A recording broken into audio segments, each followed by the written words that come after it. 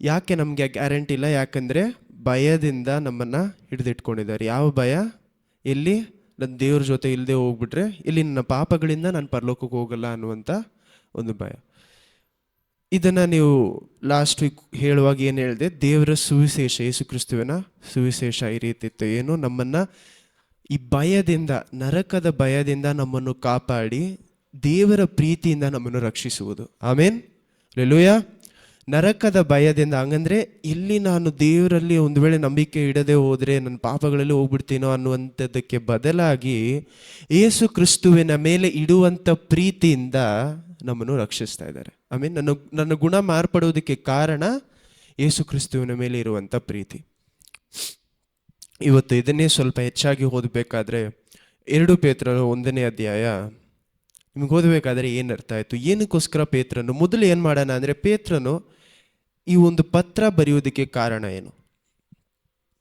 ನೀವು ಓದಬೇಕಾದ್ರೆ 2 ವಾಕ್ಯಗಳು ಬಂದಿರುತ್ತೆ, ಅದರಲ್ಲಿ ತನ್ನ ಕಾರಣವನ್ನು ಹೇಳ್ತಾರೆ. 2 ಪೇತ್ರನು 1ನೇ ಅಧ್ಯಾಯ, ಅದರಲ್ಲಿ ಒಂದು ಕಾರಣ ಹೇಳ್ತಾ ಇದ್ದಾರೆ. ಪೇತ್ರನು, ನಾನು ಈ ಕಾರಣಕ್ಕೋಸ್ಕರ ಈ ಪತ್ರವನ್ನು ಬರೀತಾ ಇದ್ದೀನಿ.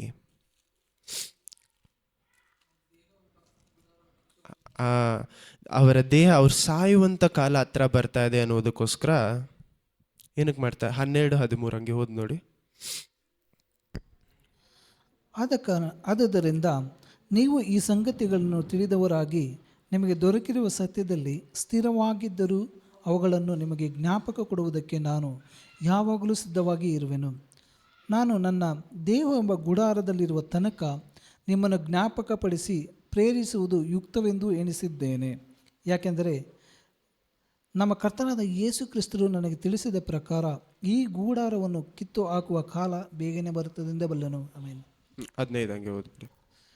ನೀವು ನನ್ನ ಮರಣಾಂತರದಲ್ಲಿ ಇವುಗಳನ್ನು ಯಾವಾಗಲೂ. ಪೇತ್ರನು ಯಾರಾಗಿದ್ರು? ಯಾರು ಪೇತ್ರನು ಮೊದಲು? ಓಕೆ, ಅದೆಲ್ಲ ಓಕೆ. ಯೇಸು ಕ್ರಿಸ್ತನ ಶಿಷ್ಯರಾಗಿದ್ರು, ಆಯಿತು, ಎಲ್ಲ ಆಯಿತು. ಸಭೆಯಲ್ಲಿ ಪೇತ್ರನ್ ಯಾರಾಗಿದ್ರು? ಆದಿ ಸಭೆಯಲ್ಲಿ ಮೂಲೆಗಲ್ಲಂದರೆ ಅವರೇ ಹೆಡ್ ಆಗಿದ್ದು ಆ ಸಭೆಗೆ. ಒಂದು ಪೇತ್ರನ ಯಾರಾಗಿದ್ರು? ಆ ಸಭೆಯನ್ನು ನಡೆಸುವಂಥ ಮನುಷ್ಯರಾಗಿದ್ರು. ಯಾರು? ಎಲ್ಲ ಕ್ರೈಸ್ತರನ್ನು ಮೊದಲು ಒಂದು ಶಿಷ್ಯನಾಗಿ ನಡೆಸಿದ್ದು ಪೇತ್ರನು. ಪೇತ್ರನನ್ನು ಯೂದರಿಗೋಸ್ಕರ ಕಳಿಸಿದ್ದು ಯಾರನ್ನಂದರೆ ಪೇತ್ರನ ಕಳಿಸಿದ್ರು. ಯೇಸು ಕ್ರಿಸ್ತು ಯೂದರನ್ನು ರಕ್ಷಣೆ ಒಳಗಡೆ ತರುವುದಕ್ಕೆ ಪೇತ್ರನನ್ನು ಕಳಿಸಿದ್ರು. ಅನ್ಯ ಜನರ ರಕ್ಷಣೆಯಲ್ಲಿ ತರೋದಕ್ಕೆ ಪೌಲನ್ನು ಕಳಿಸಿದ್ರು. ಹಂಗಂದ್ರೆ ಯೂದರರೆಲ್ಲವನ್ನು ಕ್ರಿಸ್ತುವಲ್ಲಿ ನಡೆಸಿದ್ದು ಹೊಸದಾಗಿ. ಹಂಗಂದ್ರೆ ಹೊಸದಾಗಿ ಕ್ರಿಸ್ತುವಿನಲ್ಲಿ ಒಬ್ಬರನ್ನು ನಡೆಸಬೇಕಾದ್ರೆ ಯಾರು ಬೇಕಾಗಿತ್ತು? ಪೇತ್ರನು. ಅವರ ಆದಿ ಸಭೆಯ ಲೀಡರ್ ಆಗಿದ್ರು. ಪೇತ್ರನ ಜೊತೆ ಅಷ್ಟು ಶಿಷ್ಯರಿದ್ರು, ಪೇತ್ರನು ತುಂಬ ಮುಖ್ಯವಾದಂಥ ಮನುಷ್ಯ, ಹೆಡ್ ಆಗಿದ್ರು ಪೇತ್ರನು. ಇಂಥ ಮನುಷ್ಯ ಒಂದು ಪತ್ರ ಬರೀತಾ ಇದ್ದಾರೆ ಅಂದರೆ ಅದು ಅವ್ರು ಸಾಯುವ ಕಾಲದಲ್ಲಿ ನಾನು ಹೇಳಿರುವುದನ್ನು ಜ್ಞಾಪಕ ಇಟ್ಕೊಳ್ಬೇಕು. ನಾನು ಸತ್ತೋದ ಮೇಲೇನು ನನ್ನ ಮಾತುಗಳು, ಹಂಗಂದ್ರೆ ಯೇಸು ಕ್ರಿಸ್ತುವಿನ ಮಾತುಗಳು ನೆಲೆಯಾಗಿ ನಿಲ್ಲಬೇಕು ಅನ್ನುವಂಥ ಒಂದು ಕಾರಣದಿಂದ ಪೇತ್ರನು ಈ ಪತ್ರವನ್ನು ಬರೀತಾ ಇದ್ದಾರೆ. ಯಾವ ರೀತಿ ಅಂದರೆ, ನೀವು ಯಾರಾದರೂ ಇನ್ನೇನು ನಾನು ಸತ್ತೋಗ್ಬಿಡ್ತೀನಿ, ಇನ್ನೇನು ನನ್ನ ಜೀವ ಹೋಗ್ಬಿಡುತ್ತೆ ಅನ್ನುವಾಗ ನಿಮ್ಮ ಮಕ್ಕಳಿಗೋ ಬೇರೆಯವ್ರಿಗೆ ಏನು ಮಾಡ್ತೀವಿ? ತುಂಬ ಮುಖ್ಯವಾದ ವಿಷಯಗಳನ್ನ ಹೇಳ್ಬಿಟ್ಟು ಹೋಗ್ತೀವಿ. ಇದನ್ನು ಪೇತ್ರನು ಸಭೆಗೆ ಮಾಡ್ತಾ ಇದ್ದಾರೆ. ಅವರು ಸಾಯಬೇಕಾದ್ರೆ ಅವರ ಮಾತುಗಳು, ಮುಖ್ಯವಾದಂಥ ಮಾತುಗಳನ್ನು ಬರೆದಿಟ್ಬಿಟ್ಟು ಹೋಗ್ತಾ ಇದ್ದಾರೆ. ಇಂಥ ಮುಖ್ಯವಾದ ಮಾತುಗಳಲ್ಲಿ 1 ಮತ್ತು 2ನೇ ಮಾತು ನೋಡಿ. ಫಸ್ಟ್ ಆ್ಯಂಡ್ ಸೆಕೆಂಡ್ ವರ್ಸ್, 1 ಮತ್ತು 2ನೇ ವಾಕ್ಯ. ಯೇಸು ಕ್ರಿಸ್ತನ ದಾಸನು ಅಪೊಸ್ತಲನೂ ಆಗಿರುವ ಸೀಮೋನ್ ಪೇತ್ರನು ನಮ್ಮ ದೇವರ ಮತ್ತು ರಕ್ಷಕನಾದ ಯೇಸು ಕ್ರಿಸ್ತನ ನೀತಿಯಿಂದ. ಇರಿ, ಮೊದಲೇ ನೋಡಿ, ಸ್ಟಾರ್ಟ್ ಮಾಡುವಾಗಲೇ ಬೇರೆ ರೀತಿಯಾಗಿ ಸ್ಟಾರ್ಟ್ ಮಾಡಿ. ನೀವು ಪೌಲ್ ಬರೆದ ಪತ್ರಗಳನ್ನು ಓದಿ ನೋಡಬೇಕಾದ್ರೆ ಅಲ್ಲಿ ಏನು ಹೇಳ್ತಾರೆ? ಯಾವುದಾದ್ರು ಒಂದು ಪೌಲ್ ಪತ್ರ ತೊಗೊಂಡು ಓದಿ ನೋಡಿ, ಸುಮ್ಮನೆ ಓದಿ ನೋಡೋಣ. ಮುಂಚೆನೇ ಬರುತ್ತೆ ನೋಡಿ, 1ನೇ ತಿಮೋತಿ ಅಥವಾ 2ನೇ ತಿಮೋತಿ ಯಾವುದಾದ್ರೂ ಒಂದರಲ್ಲಿ ಫಸ್ಟ್ ವರ್ಡ್ಸೇ ಓದಿ ನೋಡಿ. ಫಸ್ಟ್ ಥೆಸಲೋನಿಕದಲ್ಲಿ, ತಂದೆಯಾದ ದೇವರಲ್ಲಿಯೂ ಕರ್ತನಾದ ಯೇಸು ಕ್ರಿಸ್ತನಲ್ಲಿಯೂ ಇರುವಂಥ ಥೆಸಲೋನಿಕದವರ ಸಭೆಗೆ ಪೌಲ ಸಿಲ್ವನ ತಿಮೋತಿ ಎಂಬ ನಾವು ಬರೆಯುವುದು ಏನೆಂದರೆ, ನಿಮಗೆ ಕೃಪೆ. ಇದು ನೋಡಿ ಒಂದು ನಿಮಿಷ. ಪೌಲ್ ಬರೆಯುವುದು ಒಂದು ರೀತಿಯಲ್ಲಿದೆ, ಪೇತ್ರನು ಬರೆಯುವುದು ಇನ್ನೊಂದು ರೀತಿಯಲ್ಲಿದೆ. ಇಲ್ಲೇನು ಹೇಳ್ತಾ ಇದ್ದಾರೆ ನೋಡಿ, ಇನ್ನೊಂದ್ಸತಿ ಓದಿ ನೋಡಿ. ಪೇತ್ರನು ಬರೆದಿದ್ದನ್ನು ಓದಿ ನೋಡಿ. ಯೇಸು ಕ್ರಿಸ್ತನ ದಾಸನು ಅಪೊಸ್ತಲನೂ ಆಗಿರುವ ಯೇಸು ಕ್ರಿಸ್ತನ ದಾಸನು ಅಪೊಸ್ತಲನಾಗಿರುವ ಸೀಮೋನ್ ಪೇತ್ರನು ನಮ್ಮ ದೇವರ ಮತ್ತು ರಕ್ಷಕರಾದ ಯೇಸು ಕ್ರಿಸ್ತನ ನೀತಿಯಿಂದ ನಮ್ಮೊಂದಿಗೆ ಅಮೂಲ್ಯವಾದ ನಮ್ಮ ನಂಬಿಕೆ ದೇವರು ಮತ್ತು ರಕ್ಷಕನಾದ ಯೇಸು ಕ್ರಿಸ್ತುವಿನ ನೀತಿಯಿಂದ ನಮ್ಮೊಂದಿಗೆ ನಮ್ಮೊಂದಿಗೆ ಅಮೂಲ್ಯವಾದ ನಂಬಿಕೆಯನ್ನು ಅಮೂಲ್ಯವಾದ ವಿಶ್ವಾಸವನ್ನು ಹೊಂದಿದವರಿಗೆ ಬರೆಯುವುದು ಏನೆಂದರೆ, ಬರೆಯುವುದೇನೆ. ನೋಡಿ, ಯಾರಿಗೋಸ್ಕರ ಬರೀತಾ ಇದ್ದೀನಿ? ಸುಮ್ಮನೆ ಬರೀ ಏನೊಂದು ಸ್ಟಾರ್ಟಿಂಗ್ ಲೆಟರ್ ಸ್ಟಾರ್ಟ್ ಮಾಡಿ ಏನು ಬರೀತಾ ಇದ್ದಾರೆ, ಅವರಲ್ಲಿ ಎಷ್ಟು ದೇವರ ಪವಿತ್ರಾತ್ಮ ಇದ್ದು ಎಷ್ಟು ದೇವರ ಜ್ಞಾನ ಅವರಲ್ಲಿ ಬೆಳೆದಿದೆ ಅಂದರೆ ಅವ್ರು ಹೇಳಿರುವಂಥ ಒಂದು ವಾಕ್ಯದಲ್ಲಿ ಅಷ್ಟು ಅರ್ಥ ಇದೆ. ಬರೀ ಒಂದನೇ ವಾಕ್ಯ, ಅವ್ರು ಬರೀ ಗ್ರೀಟಿಂಗ್ಸ್ ಹೇಳ್ತಾ ಇದ್ದಾರೆ. ಗ್ರೀಟಿಂಗ್ ಏನು ಹೇಳ್ತೀರಾ? ಒಂದು ತನ್ನಂತಾನು ಏನು ಮಾಡ್ತಾರೆ, ಉದಯಪೂರ್ವಕ ಗ್ರೀಟಿಂಗ್ ಮಾಡ್ತಾ ಇದ್ದಾರೆ. ಅವರ ಗ್ರೀಟಿಂಗಲ್ಲೂ ಸಹ ಅಷ್ಟು ಅರ್ಥ ಇದೆ. ಎರಡೇ ವಾಕ್ಯ, ಅದರಲ್ಲಿ ಒಂದು ಟೂ ಸೆಂಟೆನ್ಸಸ್ ಅಲ್ಲಿ ಎಷ್ಟು. ಇನ್ನೊಂದ್ಸತಿ ಓದ್ ನೋಡಿ ಆ ವಾಕ್ಯ. ಯೇಸು ಕ್ರಿಸ್ತನ ದಾಸನು, ಯೇಸು ಕ್ರಿಸ್ತ. ಓಕೆ, ನೆಕ್ಸ್ಟ್ ಅದಾದ್ಮೇಲೆ ಯಾವುದೆಂದರೆ ಬರೆಯುವುದೇನೆಂದರೆ, ದೇವರ ವಿಷಯವಾಗಿ. ಅದಲ್ಲ, ಯೇಸು ಕ್ರಿಸ್ತುವಿನ ರಕ್ಷಣೆ ಅಂತ ಒಂದು. ಯೇಸು ಕ್ರಿಸ್ತನ ದಾಸನು ಅಪೊಸ್ತಲನೂ ಆಗಿರುವ ಸೀಮೆಯನ್ ಪೇತ್ರನು ನಮ್ಮ ದೇವರು ಮತ್ತು ರಕ್ಷಕನಾದ ಯೇಸು ಕ್ರಿಸ್ತನ ನೀತಿ ನೋಡಿ, ನಮ್ಮ ದೇವರು ಮತ್ತೆ ರಕ್ಷಕನಾದ ಯೇಸು ಕ್ರಿಸ್ತುವಿನ ನೀತಿಯಿಂದ ನಮ್ಮೊಂದಿಗೆ ಅಮೂಲ್ಯವಾದ ನಂಬಿಕೆಯನ್ನು ಹೊಂದಿದವರಿಗೆ. ನಮ್ಮ ನಂಬಿಕೆ ಎಲ್ಲಿಂದ ಹೊಂದಿದ್ದೀವಿ ಅಂತೆ? ಯೇಸು ಕ್ರಿಸ್ತುವಿನ ನೀತಿವಂತಿಕೆಯಿಂದ. ಆಮೇನ್. ಯಾವಾಗಲೂ ನಾನು ರಿಪೀಟ್ ಮಾಡ್ತಾ ಇರೋದು 2 ವಾರಗಳಿಂದ ಈ ಒಂದು ವಿಷಯನೇ. ನೀವು ಏನು ಅರ್ಥ ಮಾಡ್ಕೊಳ್ತೀರೋ ಇಲ್ವೋ, ಒಂದೇ ಒಂದು ಪಾಯಿಂಟ್ ಅರ್ಥ ಮಾಡ್ಕೋಬೇಕು. ಯಾವುದಂದ್ರೆ, ಯೇಸು ಕ್ರಿಸ್ತುವಿನ ನೀತಿಯಿಂದ ನಮಗೆ ವಿಶ್ವಾಸ ದಯಪಾಲಿಸಿದೆ. ಆಮೇನ್, ಹಲ್ಲೆಲೂಯಾ. ಯೇಸು ಕ್ರಿಸ್ತುವಿನ ನೀತಿಯಿಂದ ನಮಗೆ ಒಂದು ವಿಶ್ವಾಸವನ್ನು ಕೊಟ್ಟಿದ್ದಾರೆ. ಏನು ಹೇಳ್ತೀರಾ, ನಮ್ಮ ಸಂಪೂರ್ಣ ವಿಶ್ವಾಸ, ನಾವು ಯೇಸು ಕ್ರಿಸ್ತುವಿನಲ್ಲಿ ನಂಬಿಕೆ ಇಡುವುದು ಎಲ್ಲವೂ ಎಲ್ಲಿಂದ ಬರ್ತಾ ಇದೆ? ಯೇಸು ಕ್ರಿಸ್ತುವಿನ ನೀತಿಯಿಂದ. ಅವರು ಒಳ್ಳೆಯವರಾಗಿದ್ದ ಕಾರಣದಿಂದ ನನಗೊಂದು ವಿಶ್ವಾಸ ಸಿಕ್ಕಿದೆ. ಈ ಪಾಯಿಂಟ್ ಇಟ್ಕೊಳ್ಳಿ, ಚೆನ್ನಾಗಿ ಜ್ಞಾಪಕ ಮಾಡ್ಕೊಳ್ಳಿ. ಅವರು ಒಳ್ಳೆಯವರು, ನೀತಿವಂತರಾಗಿದ್ದ ಕಾರಣದಿಂದ ನಮಗೆ ಒಂದು ವಿಶ್ವಾಸ ಸಿಕ್ಕಿದೆ. ಆಮೇನ್. ಅದಕ್ಕೆ ಅವರನ್ನು ರಕ್ಷಕರು ಅಂತ ಕರೀತಾ ಇದ್ದೀವಿ. ದೇವರು ಮತ್ತೆ ರಕ್ಷಕರು ಅಂತ ಯೇಸು ಕ್ರಿಸ್ತುವನ್ನ ಕರೆಯುವುದಕ್ಕೆ ಕಾರಣ ಅವರ ನೀತಿವಂತಿಕೆಯಿಂದ ನಾವು ರಕ್ಷಣೆ ಹೊಂದಿದ್ದೇವೆ. ಆಮೇನ್, ಹಲ್ಲೆಲೂಯಾ, ಹಲ್ಲೆಲೂಯಾ. ನೆಕ್ಸ್ಟ್ ಕಂಟಿನ್ಯೂ ಮಾಡಿ ಹಂಗೆ ವಾಕ್ಯ. ದೇವರ ವಿಷಯವಾಗಿಯೂ ನಮ್ಮ ಕರ್ತನಾದ ಯೇಸುವಿನ ವಿಷಯವಾಗಿಯೂ, ದೇವರ ವಿಷಯವಾಗಿಯೂ ಯೇಸು ಕ್ರಿಸ್ತುವಿನ ವಿಷಯವಾಗಿಯೂ ಪರಿಜ್ಞಾನವು, ಸಂಪೂರ್ಣ ಜ್ಞಾನವು ನಿಮಗೆ ಉಂಟಾಗುವುದರಲ್ಲಿ ಕೃಪೆಯೂ ಶಾಂತಿಯು ನಿಮಗೆ ಹೆಚ್ಚು ಹೆಚ್ಚಾಗಿ ದೊರೆಯಲಿ. ನಮಗೆ ಕೃಪೆಯು ಶಾಂತಿಯು ನಮ್ಮ ಜೀವನದಲ್ಲಿ ಹೆಚ್ಚಾಗುವುದು ಯಾವಾಗ? ಮೊದಲು ನಮ್ಮ ವಿಶ್ವಾಸ ಎಲ್ಲಿಂದ ಬರ್ತಾ ಇದೆ ಅಂತ ಅರ್ಥ ಮಾಡಿಕೊಳ್ಳುವಾಗ. ಯೇಸು ಕ್ರಿಸ್ತುವೇ ಏನು ಹೇಳ್ತಾರೆ? ಯೋಹಾನ ನೀವು ಓದಿ ನೋಡಬೇಕಾದ್ರೆ ಯೇಸು ಕ್ರಿಸ್ತ ಹೇಳ್ತಾರೆ, ಒಬ್ಬನು ತಂದೆಯ ಬಳಿಯಿಂದ ವಿಶ್ವಾಸ ಅವನಿಗೆ ಸಿಗಲಿಲ್ಲ ಅಂದರೆ, ದೊರಕಿಲ್ಲ ಅಂದರೆ ಅವ್ನು ನನ್ನ ಮೇಲೆ ವಿಶ್ವಾಸ ಇಡೋದಕ್ಕೆ ಸಾಧ್ಯ ಇಲ್ಲ. ನಾವು ಯೇಸು ಕ್ರಿಸ್ತುವಿನ ಮೇಲೆ ವಿಶ್ವಾಸ ಇಡುವುದು ದೇವರ ಕೃಪೆ. ಆಮೇನ್. ಈ ಕೃಪೆಯಿಂದ ನಾವೇನು ಮಾಡ್ತಾ ಇದ್ದೀವಿ? ಯೇಸು ಕ್ರಿಸ್ತು ಮೇಲೆ ವಿಶ್ವಾಸ. ಈ ವಿಶ್ವಾಸ ನಾವು ಯೇಸು ಕ್ರಿಸ್ತುವಿನ ಮೇಲೆ ಹಾಕೋದಕ್ಕೆ ಕಾರಣ ಅವರ ನೀತಿವಂತಿಕೆ. ಅವರು ಒಳ್ಳೆಯವರಾಗಿದ್ದೆ ಅಂತ ಕಾರಣದಿಂದ. ಅವರು ಒಳ್ಳೆಯವರಾಗಿದ್ದು ನನ್ನ ಪಾಪಗಳನ್ನು ಸಂಪೂರ್ಣವಾಗಿ ನೀಗಿಸಿದ್ರು. ಆಮೇನ್, ಹಲ್ಲೆಲೂಯಾ. ಇಂಥ ಮನುಷ್ಯರು ಅದರಿಂದ ಏನು ಹೇಳ್ತಾ ಇದ್ದಾರೆ? ನೀವು ಈ ಒಂದು ಜ್ಞಾನದಲ್ಲಿ ಯೇಸು ಕ್ರಿಸ್ತುವಿನ ಈ ಒಂದು ಏನು ಹೇಳ್ತಾ ಇದ್ದೀರಾ, ನೀತಿವಂತಿಕೆಯ ಜ್ಞಾನವನ್ನು ಸಂಪೂರ್ಣವಾಗುವಾಗ ನಿಮ್ಮಲ್ಲಿ ಏನು ನೆಲೆಯಾಗತ್ತಂತೆ? ಕೃಪೆಯು ಶಾಂತಿಯು ನಿಮ್ಮಲ್ಲಿ ನೆಲೆಯಾಗತ್ತೆ. ಹಲ್ಲೆಲೂಯಾ. ನಮ್ಮಲ್ಲಿ ಕೃಪೆಯು ಶಾಂತಿಯು ನೆಲೆಯಾಗುವುದು ಸಹ ಯಾವಾಗ? ಯೇಸು ಕ್ರಿಸ್ತುವಿನ ನೀತಿವಂತಿಕೆಯ ಜ್ಞಾನ ನಮ್ಮಲ್ಲಿ ಸಂಪೂರ್ಣ ಆಗುವಾಗ. ನಮ್ಮ ಮನಸ್ಸಿನಲ್ಲಿ ಸಂಪೂರ್ಣವಾಗಿ ಆ ಒಂದು ಶಾಂತಿಯು ಸಮಾಧಾನ ಇಲ್ಲದೆ ಇರುವುದಕ್ಕೆ ಕಾರಣ ನಮ್ಮ ವಿಶ್ವಾಸ ಯೇಸು ಕ್ರಿಸ್ತುವಿನ ಮೇಲೆ ಸಂಪೂರ್ಣವಾಗಿ ಕಟ್ಟಿಲ್ಲ. ಬರೀ ಏನೋ ತಾನು ಅಂತ ನಮ್ಮ ವಿಶ್ವಾಸವನ್ನು ಏನು ಮಾಡಿದ್ದೀವಿ? ಏನಕ್ಕೋಸ್ಕರ ವಿಶ್ವಾಸ ಇದೆ ಅಂತಾನೆ ಅರ್ಥ ಮಾಡಿಕೊಳ್ಳದೆ ಈ ಜ್ಞಾನ ಸಂಪೂರ್ಣ ಆಗದೇ ಇರುವಂಥ ಕಾರಣದಿಂದ ಏನಾಗ್ತಾ ಇದೆ? ನಮ್ಮಲ್ಲಿ ಶಾಂತಿಯು ಸಮಾಧಾನ ಇರ್ತಾ ಇಲ್ಲ. ಯಾಕಂದರೆ ಪವಿತ್ರಾತ್ಮರ ಫಲಗಳಲ್ಲಿ ಶಾಂತಿಯು ಸಮಾಧಾನ ಉಂಟು. ನಮ್ಮಲ್ಲಿ ಈ ಒಂದು ಶಾಂತಿ ಸಮಾಧಾನ ಎಲ್ಲಿಂದ ಬರುತ್ತೆ? ನಾನು ಯಾವುದೇ ದಾರಿಯಲ್ಲಿ ಹೋದರೂ ನನ್ನನ್ನು ಕಾಪಾಡೋದಕ್ಕೆ ದೇವರಿದ್ದಾರೆ. ಅದಕ್ಕೆ ಕೀರ್ತನೆ 23 ಹೇಳ್ತಾರೆ, ನಾನು ಕಾಡಿನ ಒಳಗಡೆ ಕತ್ತಲಲ್ಲಿ ನಡೆದರೂ ಸಹ ನನ್ನ ಕುರುಬ ನನ್ನ ಜೊತೆ ಇರ್ತಾರೆ. ಅಲ್ಲೆಲೂಯ. ಎಲ್ಲಿ ಹೋಗ್ತಾ ಇದೀವಿ ಅಂತ ಗೊತ್ತಿಲ್ಲದೆ ಇರುವಾಗಲೂ ಸಹ ನಮ್ಮ ನಡೆಸುವುದು ಯೇಸು ಕ್ರಿಸ್ತು. ನಮ್ಗೆ ನಾವು ಬೇಕು ಅಂತ ಯಾರು ತಪ್ಪಾದ ದಾರಿಯನ್ನು ಹಿಡ್ಕೊಳ್ಳಲ್ಲ.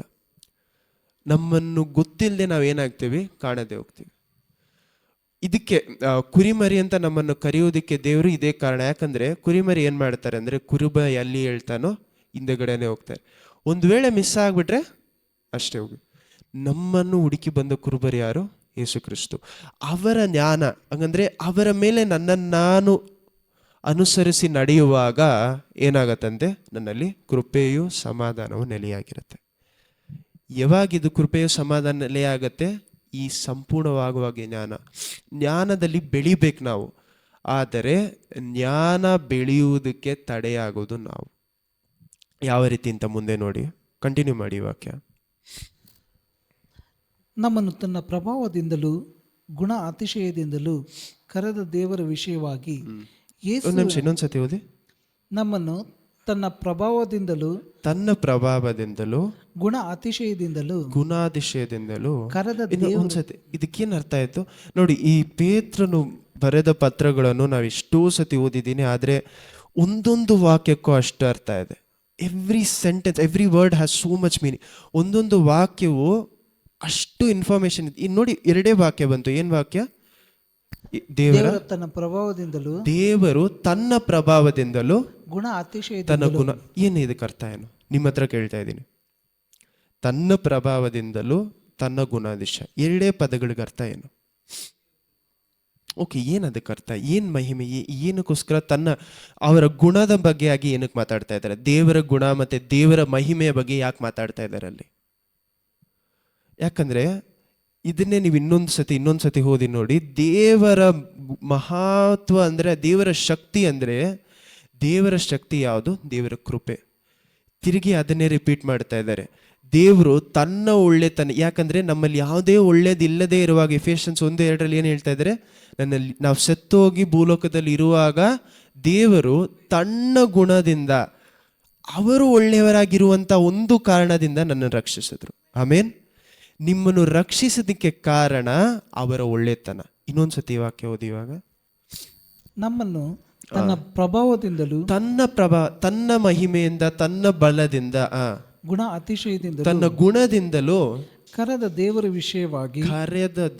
ವಿಷಯವಾಗಿ ಯೇಸುವಿನ ದಿವ್ಯ ಶಕ್ತಿಯು ನಮಗೆ ಪರಿಜ್ಞಾನವನ್ನು. ಯೇಸುವಿನ ದಿವ್ಯ ಶಕ್ತಿ ಯಾವುದು? ತಂದೆಯಾದ ದೇವರ ಪ್ರೀತಿಯು, ಯೇಸು ಕ್ರಿಸ್ತುವಿನ ಏನು ಹೇಳ್ತಾ ಇದ್ದಾರೆ? ಇಲ್ಲ ತಂದೆ. ಎಷ್ಟು ವಾರ ಹೇಳ್ತಾ ಇರ್ತೀನಲ್ಲ. ಇಲ್ಲೇನು ಹೇಳಿದ್ರು? ಇವಾಗ ಏನು ಹೇಳಿದ್ರು? ಯೇಸು ಕ್ರಿಸ್ತುವಿನ ಇಲ್ಲ ಇನ್ನೊಂದ್ಸತಿ ಓದಿ ವಾಕ್ಯ. ಕೂತ್ಕೊಬೇಕು. ಯೇಸುವಿನ ದಿವ್ಯ ಶಕ್ತಿಯು ಇಲ್ಲೇನು ಹೇಳ್ತಾ ಇದ್ದಾರೆ? ದೇವರು ತನ್ನ ಒಳ್ಳೆತನದಿಂದ, ತನ್ನ ಒಳ್ಳೆಯ ಗುಣದಿಂದ ನಮ್ಮನ್ನು ರಕ್ಷಿಸಿದ ಮೇಲೆ ಈ ಒಂದು ಜೀವನವನ್ನು ಬಾಳುವುದಕ್ಕೆ ಯೇಸು ಕ್ರಿಸ್ತುವಿನ ದಿವ್ಯ ಶಕ್ತಿ. ಯೇಸು ಕ್ರಿಸ್ತುವಿನ ದಿವ್ಯ ಶಕ್ತಿ ಯಾವುದು? ತಂದೆಯಾದ ದೇವರ ಪ್ರೀತಿಯು, ಯೇಸು ಕ್ರಿಸ್ತುವಿನ ಕೃಪೆಯು, ಪವಿತ್ರಾತ್ಮರ ಅನ್ಯೋನ್ಯತೆ ಆಯ್ಕೆ. ಈ ಕೃಪೆಯೇ ಯೇಸು ಕ್ರಿಸ್ತುವಿನ ಶಕ್ತಿ. ಆಮೇನ್. ನಮ್ಮನ್ನು ಇದನ್ನೇ ತೀತುವಲ್ಲಿ ಓದಬೇಕಾದ್ರೆ ಏನು ಓದಿದ್ವಿ? ನಮ್ಮನ್ನು ಬಲಪಡಿಸಿ ನಮ್ಮನ್ನು ಸರಿಯಾದ ಜೀವನವನ್ನು ನಡೆಸುವುದಕ್ಕೆ ಬಲ ಕೊಡುವುದು ಯೇಸು ಕ್ರಿಸ್ತುವಿನ ಕೃಪೆ. ಆಮೇನ್. ಕಂಟಿನ್ಯೂ ಮಾಡಿ ಓದಿ. ಪರಿಜ್ಞಾನ ಕೊಟ್ಟದರಲ್ಲಿಯೂ ಜೀವಕ್ಕೂ ಭಕ್ತಿಗೂ ಬೇಕಾದ ಎಲ್ಲವೂ ದೊರೆಯುವುದೆಂದು ಬಲ್ಲೆವಷ್ಟೇ. ನೀವು ಲೋಕದಲ್ಲಿ ದುರಾಶೆಯಿಂದ ಉಂಟಾದ ಕೆಟ್ಟತನಕ್ಕೆ ತಪ್ಪಿಸಿಕೊಂಡು ನೀವು ಈ ಲೋಕದಲ್ಲಿ ಇರುವಂತ ದುರಾಶೆಯ ಕೆಟ್ಟತನಕ್ಕೆ ನೀವು ಏನ್ ಮಾಡ್ತಾ ಇದ್ದೀರಾ ಅಂತೆ? ತಪ್ಪಿಸಿಕೊಳ್ಳುವುದು ದೇವರ ಸ್ವಭಾವದಲ್ಲಿ ಪಾಲನ್ನು ಹೊಂದುವವರು ಆಗಬೇಕೆಂಬ ದೇವರ ಸ್ವಭಾವದಲ್ಲಿ ಈ ಲೋಕದ ಗುಣಾದಿಶದಿಂದ ನಿಮ್ಮನ್ನು ನೀವು ಬೇರ್ಪಡಿಸಿಕೊಂಡು ದೇವರಂತೆ ನಿಮ್ಮ ಗುಣ ಮಾರ್ಪಡೆಯುವುದಕ್ಕೆ, ಅವರ ಮಹಿಮೆಯಲ್ಲಿ ನೀವು ಪಾಲುಗಾರ ಆಗುವುದಕ್ಕೆ, ದೈವ ಸ್ವಭಾವದಲ್ಲಿ ಪಾಲನ್ನು ಹೊಂದುವರಾಗಬೇಕೆಂಬ ಉದ್ದೇಶದಿಂದ ದೇವರು ತನ್ನ ಪ್ರಭಾವ ಗುಣ ಅತಿಶಯಗಳಿಂದ ಅಮೂಲ್ಯವಾಗಿಯೂ ಉತ್ಕೃಷ್ಟವಾಗಿಯೂ ಇರುವ ವಾಗ್ದಾನಗಳನ್ನು ನಮಗೆ ದಯಪಾಲಿಸಿದ್ದಾರೆ. ಇನ್ನೊಂದ್ಸತಿ ಓದಿ 4ನೇ ವಾಕ್ಯ. ದೈವ ಸ್ವಭಾವದಲ್ಲಿ ಪಾಲನ್ನು ಹೊಂದುವವರು, ದೇವರ ಸ್ವಭಾವದಲ್ಲಿ ಪಾಲನ್ನು ಹೊಂದುವರಾಗುವುದಕ್ಕೆ ಒಂದೂವರೆ ಆಗಬೇಕೆಂಬ ಉದ್ದೇಶದಿಂದ ದೇವರು ತನ್ನ ಪ್ರಭಾವ ಗುಣ ಅತಿಶಯಗಳಿಂದ ಅಮೂಲ್ಯವಾಗಿಯೂ ಉತ್ಕೃಷ್ಟವಾಗಿಯೂ ಇರುವ ವಾಗ್ದಾನಗಳನ್ನು ನಮಗೆ ದಯಪಾಲಿಸಿದ್ದಾರೆ. ನಾವು ದೇವರಂತೆ ಅವರ ಮಹಿಮೆಯಲ್ಲಿ ನಾವು ಬಾಳುವುದಕ್ಕೆ, ಹಂಗಂದ್ರೆ ಅವರ ಮಹಿಮೆಯಲ್ಲಿ ಪಾಲುಗಾರ ಆಗುವುದಕ್ಕೆ ದೇವ್ರು ನಮಗೇನು ಕೊಟ್ಟಿದ್ದಾರಂತೆ? ಗಿಫ್ಟ್ಸ್ ಕೊಟ್ಟಿದ್ದಾರೆ. ಇನ್ನೊಂದು ಸತಿ ನೋಡಿ, 4ನೇ ವಾಕ್ಯದಲ್ಲಿ 3-4 ಸತಿ ಓದಿದ್ರು ನಮ್ಮ ಮೈಂಡಲ್ಲಿ ಕೂತ್ಕೊಳ್ತಾ ಇಲ್ಲ. ಕಾನ್ಸಂಟ್ರೇಟ್ ಮಾಡಿ ಓದಿ, ಇನ್ನೊಂದು ಸತಿ ಓದಿ. ದೈವ ಸ್ವಭಾವದಲ್ಲಿ ಪಾಲನ್ನು ಒಂದೂವರೆ ಆಗಬೇಕೆಂಬ ಉದ್ದೇಶದಿಂದ ದೇವರು ತನ್ನ ಪ್ರಭಾವ ಗುಣ ಅತಿಶಯಗಳಿಂದ ಅಮೂಲ್ಯವಾಗಿಯೂ ಉತ್ಕೃಷ್ಟವಾಗಿ ಇರುವ ವಾಗ್ದಾನಗಳನ್ನು ನಮಗೆ ದಯಪಾಲಿಸಿದ್ದಾರೆ. ಆಮೇನ್. ನಮ್ಮನ್ನು ಭೂಲೋಕದ ಗುಣಾದೇಶದಿಂದ ನಮ್ಮನ್ನು ಬೇರ್ಪಡಿಸಿ ಪರಲೋಕದ ಗುಣಾದೇಶಕ್ಕೆ ನಮ್ಮನ್ನು ಮಾರ್ಪಡಿಸುವಂತ ಒಂದು ಅಮೂಲ್ಯವಾದ ವಾಗ್ದಾನವನ್ನು ನಮಗೆ ದಯಪಾಲಿಸಿದ್ದಾರೆ. ಏನು ಈ ವಾಗ್ದಾನ? ನಿಮ್ಮ ಹತ್ರ ನಾನು ಬರೀ ಪ್ರಶ್ನೆಗಳು ಕೇಳ್ತಾ ಇರೋದಕ್ಕೆ ಕಾರಣ, ಇದೆಲ್ಲವೂ ಒಂದು ಲಾಸ್ಟ್ 2-3 ವೀಕ್ಸಲ್ಲಿ ನಾನು ತೊಗೊಂಡಿದ್ದ ಸಬ್ಜೆಕ್ಟನ್ನೇ ನೀವು ಇನ್ನೊಂದ್ಸತಿ ಓದಿದ್ರೆ ನಿಮಗೆ ಈ ಒಂದು 4 ವಾಕ್ಯ ಅರ್ಥ ಆಗುತ್ತೆ. ಬರೀ 4 ವಾಕ್ಯ. ಫಸ್ಟ್ 4 ವರ್ಷಸ್ ಅರ್ಥ ಮಾಡ್ಕೊಳ್ಳೋದಕ್ಕೆ ಬೈಬಲಲ್ಲಿ ಇರುವಂಥ ಎಷ್ಟೋ ವಿಷಯಗಳು ಅರ್ಥ ಆಗಬೇಕು. ಬರೀ 4 ವಾಕ್ಯ. ಇದಲ್ಲಿ ಏನು ಹೇಳ್ತಾರಲ್ಲ, ದೇವರ ಯೇಸು ಕ್ರಿಸ್ತುವಿನ ಜ್ಞಾನದಲ್ಲಿ ಬೆಳೆಯುವುದಂದ್ರೆ ಇದೇ ಬೆಳೆಯುವುದು. ಯಾಕಂದ್ರೆ ಪೇತ್ರನು ಇಷ್ಟು ಚಿಕ್ಕದಾಗಿ ಬರೆದಿದ್ರು ಸಹ ನೋಡಿ, ಒಂದೊಂದು ವಾಕ್ಯದಲ್ಲೂ ಅಷ್ಟು ಅರ್ಥ ಇದೆ. ಮೊದಲನೇ ವಾಕ್ಯ, ತಾನು ಬಾಯ ಬಿಟ್ಟು ಮಾತಾಡುವಾಗಲೇ ಎಲ್ಲಿಂದ ಮಾತಾಡಕ್ಕೆ ಪ್ರಾರಂಭಿಸ್ತಾ ಇದ್ದಾರೆ? ಹೃದಯದಿಂದ. ಏನಂತ ಮಾತಾಡ್ತಾ ಇದ್ದಾರೆ? ಯೇಸು ಕ್ರಿಸ್ತು ನನ್ನನ್ನು ಇದಕ್ಕೋಸ್ಕರ ಕರೆದಿದ್ದಾರೆ. ಅದಾದ ಮೇಲೆ ನಿಮಗೆ ಎಲ್ಲಿಂದ ವಿಶ್ವಾಸ ಬಂತು ಅಂತ ಸಂಪೂರ್ಣ ಗಾಸ್ಪಲ್ ಏನು ಹೇಳ್ತಾರೆ? ಸಂಪೂರ್ಣ ಸುವಿಶೇಷ 4 ವಾಕ್ಯದಲ್ಲಿ ಮುಗಿಸ್ಬಿಟ್ರು. ಎಷ್ಟು ಜ್ಞಾನ ಇರಬೇಕು ಪೇತ್ರನಲ್ಲಿ.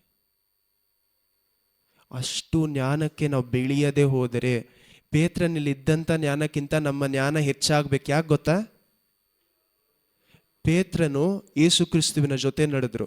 ಪೇತ್ರನು ಪೌಲಲ್ಲಿ ನೋಡಿ ಏನು ಹೇಳ್ತಾರೆ? ಪೌಲು ಬರೆಯುವಂಥ ಕೆಲವು ವಿಷಯಗಳು ನನಗೆ ಅರ್ಥ ಆಗಲ್ಲ, ಯಾಕಂದರೆ ನಾನು ಯೇಸು ಕ್ರಿಸ್ತುವಿನ ಜೊತೆ ನಡೆದವನು. ರಿಯಲ್ ಲೈಫಲ್ಲಿ ನೋಡಿ, ಪೌಲು ಯೇಸು ಕ್ರಿಸ್ತುವನ್ನ ನೋಡಿಲ್ಲ. ಪೌಲನ್ನು ನೋಡಿ ಪೇತ್ರನ್ ಏನು ಹೇಳ್ತಾ ಇದ್ದಾರೆ? ಪೌಲ್ ಹೇಳುವಂಥ ಕೆಲವು ವಿಷಯಗಳು ನನಗೆ ಅರ್ಥ ಆಗ್ತಾ ಇಲ್ಲ, ಆದರೆ ಅವನು ದೇವರಿಂದ ನಡೆಸಲ್ಪಡುವವರು. ಪೌಲು ಯೇಸು ಕ್ರಿಸ್ತುವನ್ನು ನೋಡಿಲ್ಲ, ಆದರೆ ಪೌಲ್ ಎಷ್ಟು ಪತ್ರಗಳನ್ನ ಬರೆದಿದ್ದಾರೆ ಯೋಚನೆ ಮಾಡಿ ನೋಡಿ. ನಾವು ಸಹ ಯೇಸು ಕ್ರಿಸ್ತುವನ್ನು ನೋಡದೇ ಇರುವಂಥ ಕಾರಣದಿಂದ ಪವಿತ್ರಾತ್ಮರ ಮೂಲಕ ನಮಗೆ ಪೇತ್ರನಲ್ಲಿ ಇದ್ದಿದ್ದಕ್ಕಿಂತ ಹೆಚ್ಚಾದ ಜ್ಞಾನ ನಮ್ಮಲ್ಲಿರಬೇಕು. ಹಲ್ಲೆಲೂಯಾ. ಇಷ್ಟು ಜ್ಞಾನಕ್ಕೆ ನಾವು ಬೆಳೆಯೋದಕ್ಕೆ ಸಮಯ ತಗೊಂತೆ. ಪೇತ್ರನು ನೋಡಿ, ತನ್ನ ಜೀವನ ಇನ್ನೇನು ಸಾಯಬೇಕು ಅಂತ ಇರುವಾಗ ತನ್ನ ಸಭೆಗೆ ಪ್ರೀತಿಯಿಂದ ಬರಿತಾ ಇದ್ದಾರೆ. ಸಂಪೂರ್ಣವಾಗಿ ತನ್ನ ಪ್ರೀತಿಯನ್ನೆಲ್ಲ ಸುರಿಸಿ ಏನು ಬರಿತಾ ಇದ್ದಾರೆ? 4 ವಾಕ್ಯದಲ್ಲಿ ಸುವಿಶೇಷನ್ ಮುಗಿಸ್ಬಿಟ್ರು. ಏನಂತ? ಮೊದಲನೇ ವಾಕ್ಯದಲ್ಲೇ ಏನು ಹೇಳ್ತಾ ಇದ್ದಾರೆ ನೋಡಿ? ಯೇಸು ಕ್ರಿಸ್ತುವಿನ ನೀತಿವಂತಿಕೆಯಿಂದ, ಅವರ ಒಳ್ಳೆತನದಿಂದ ನಿಮಗೆ ಒಂದು ವಿಶ್ವಾಸ ಸಿಕ್ಕಿದೆ. ಈ ವಿಶ್ವಾಸದ ಜ್ಞಾನ, ಯೇಸು ಕ್ರಿಸ್ತುವಿನ ಸಂಪೂರ್ಣತೆಯ ಜ್ಞಾನ ನಿಮ್ಮಲ್ಲಿ ಹೆಚ್ಚಾಗುವಾಗ ದೇವರ ಪ್ರೀತಿಯು, ಕೃಪೆಯು, ಸಮಾಧಾನವು ನಿಮ್ಮಲ್ಲಿ ನೆಲೆಯಾಗಿ ತಂಗತ್ತೆ. 2 ವಾಕ್ಯಗಳು. 3ನೇ ವಾಕ್ಯದಲ್ಲಿ ಏನು ಹೇಳ್ತಾ ಇದ್ದಾರೆ? ದೇವರ ಮಹಾಪ್ರಭಾವದಿಂದನೂ ಅವರ ಗುಣಾದಿಶದಿಂದ, ಯಾರು? ದೇವರ ಗುಣಾದಿಶದಿಂದ, ಅವರ ಒಂದು ಬಲದಿಂದ ನಿಮಗೆ ದೈವಿಕ ಜೀವನವನ್ನು ಬಾಳುವುದಕ್ಕೆ, ಇನ್ನೊಂದ್ಸತಿ ಅರ್ಥ ಮಾಡ್ಕೊಳ್ಳಿ, ಏನು ಹೇಳ್ತಾ ಇದ್ದಾರೆ? ದೇವರ ಮಹಾಬಲದಿಂದ ಮತ್ತೆ ಅವರ ಒಳ್ಳೆ ಗುಣದಿಂದ ನಿಮಗೆ ದೈವಿಕ ಜೀವನವನ್ನು ಬಾಳುವುದಕ್ಕೆ ಬೇಕಾದಂಥ ಎಲ್ಲ ಶಕ್ತಿಯನ್ನು ಯೇಸು ಕ್ರಿಸ್ತುವಿನ ಶಕ್ತಿಯಿಂದ, ಯೇಸು ಕ್ರಿಸ್ತುವಿನ ಬಲದಿಂದ ನಿಮಗೆ ದಯಪಾಲಿಸಿದ್ದಾರೆ. ಆಮೇನ್. ಹಲ್ಲೆಲೂಯಾ. 4ನೇ ವಾಕ್ಯ ಏನು ಹೇಳ್ತಾ ಇದೆ? ನಿಮ್ಮನ್ನು ನೀವು ಭೂಲೋಕದ ಆಸೆಗಳಿಂದ ಬೇರ್ಪಡಿಸಿ ದೇವರ ಮಹಿಮೆಯಲ್ಲಿ ಪಾಲುಗಾರರಾಗುವುದಕ್ಕೆ ನಿಮಗೇನು ಬಂದಿದೆ ಅಂತೆ? ಏನು ಸಿಗಿದೆ ಅಂತ ಬರೀತಾ ಇದ್ದಾರೆ? ನಿಮಗೆ ಕೆಲವು ವಾಗ್ದಾನಗಳನ್ನು ದೇವರು ಕೊಟ್ಟಿದ್ದಾರೆ. ಆಮೇನ್. 4 ವಾಕ್ಯಗಳು ಪೌಲ್ ಬರೆದಂಥ ಅಷ್ಟು ವಿಷಯಗಳನ್ನು 4 ವಾಕ್ಯದಲ್ಲಿ ಮುಗಿಸ್ಬಿಟ್ರು. ಈ 4 ವಾಕ್ಯದ ಆಳವನ್ನು ನಾನು ಸಾಯುವವರೆಗೂ ಓದಿದ್ರು ಅರ್ಥ ಆಗ್ತಾ ಇರತ್ತೆ ನನಗೆ. ಅಷ್ಟು ಅರ್ಥ ಇದೆ ಈ ವಾಕ್ಯಗಳಲ್ಲಿ. 4 ವಾಕ್ಯ. ಇವಾಗಲೂ ಯೋಚನೆ ಮಾಡಿದ್ರು, ನಾನು ಇದನ್ನು ಮೊದಲನೇ ಸಾರಿ ಓದುವಾಗಲೂ ಇವಾಗ ಓದುವಾಗಲೂ ಅಷ್ಟು ಡಿಫ್ರೆನ್ಸ್ ಇದೆ. ಮೊದಲನೇ ಸಾರಿ ಯಾವಾಗ ಓದಿದೆ ಅಂದರೆ ಲಾಸ್ಟ್ ಇಯರ್ 2023 ಸೆಪ್ಟೆಂಬರ್, ಯಾವಾಗಲೂ ಈ ಕಾಲದಲ್ಲೇ ಓದಿದೆ. ಎರಡನೇ ಪೇತ್ರನು 1ನೇ ಅಧ್ಯಾಯ. ಅವಾಗ ಓದುವಾಗ ಈ ವಾಕ್ಯದ ಅರ್ಥ ಅಷ್ಟಾಗಿಲ್ಲ. 1 ವರ್ಷ ಆದಮೇಲೆ ನೋಡಿ ಎಷ್ಟು ಆಳ ಇದೆ ವಾಕ್ಯದಲ್ಲಿ.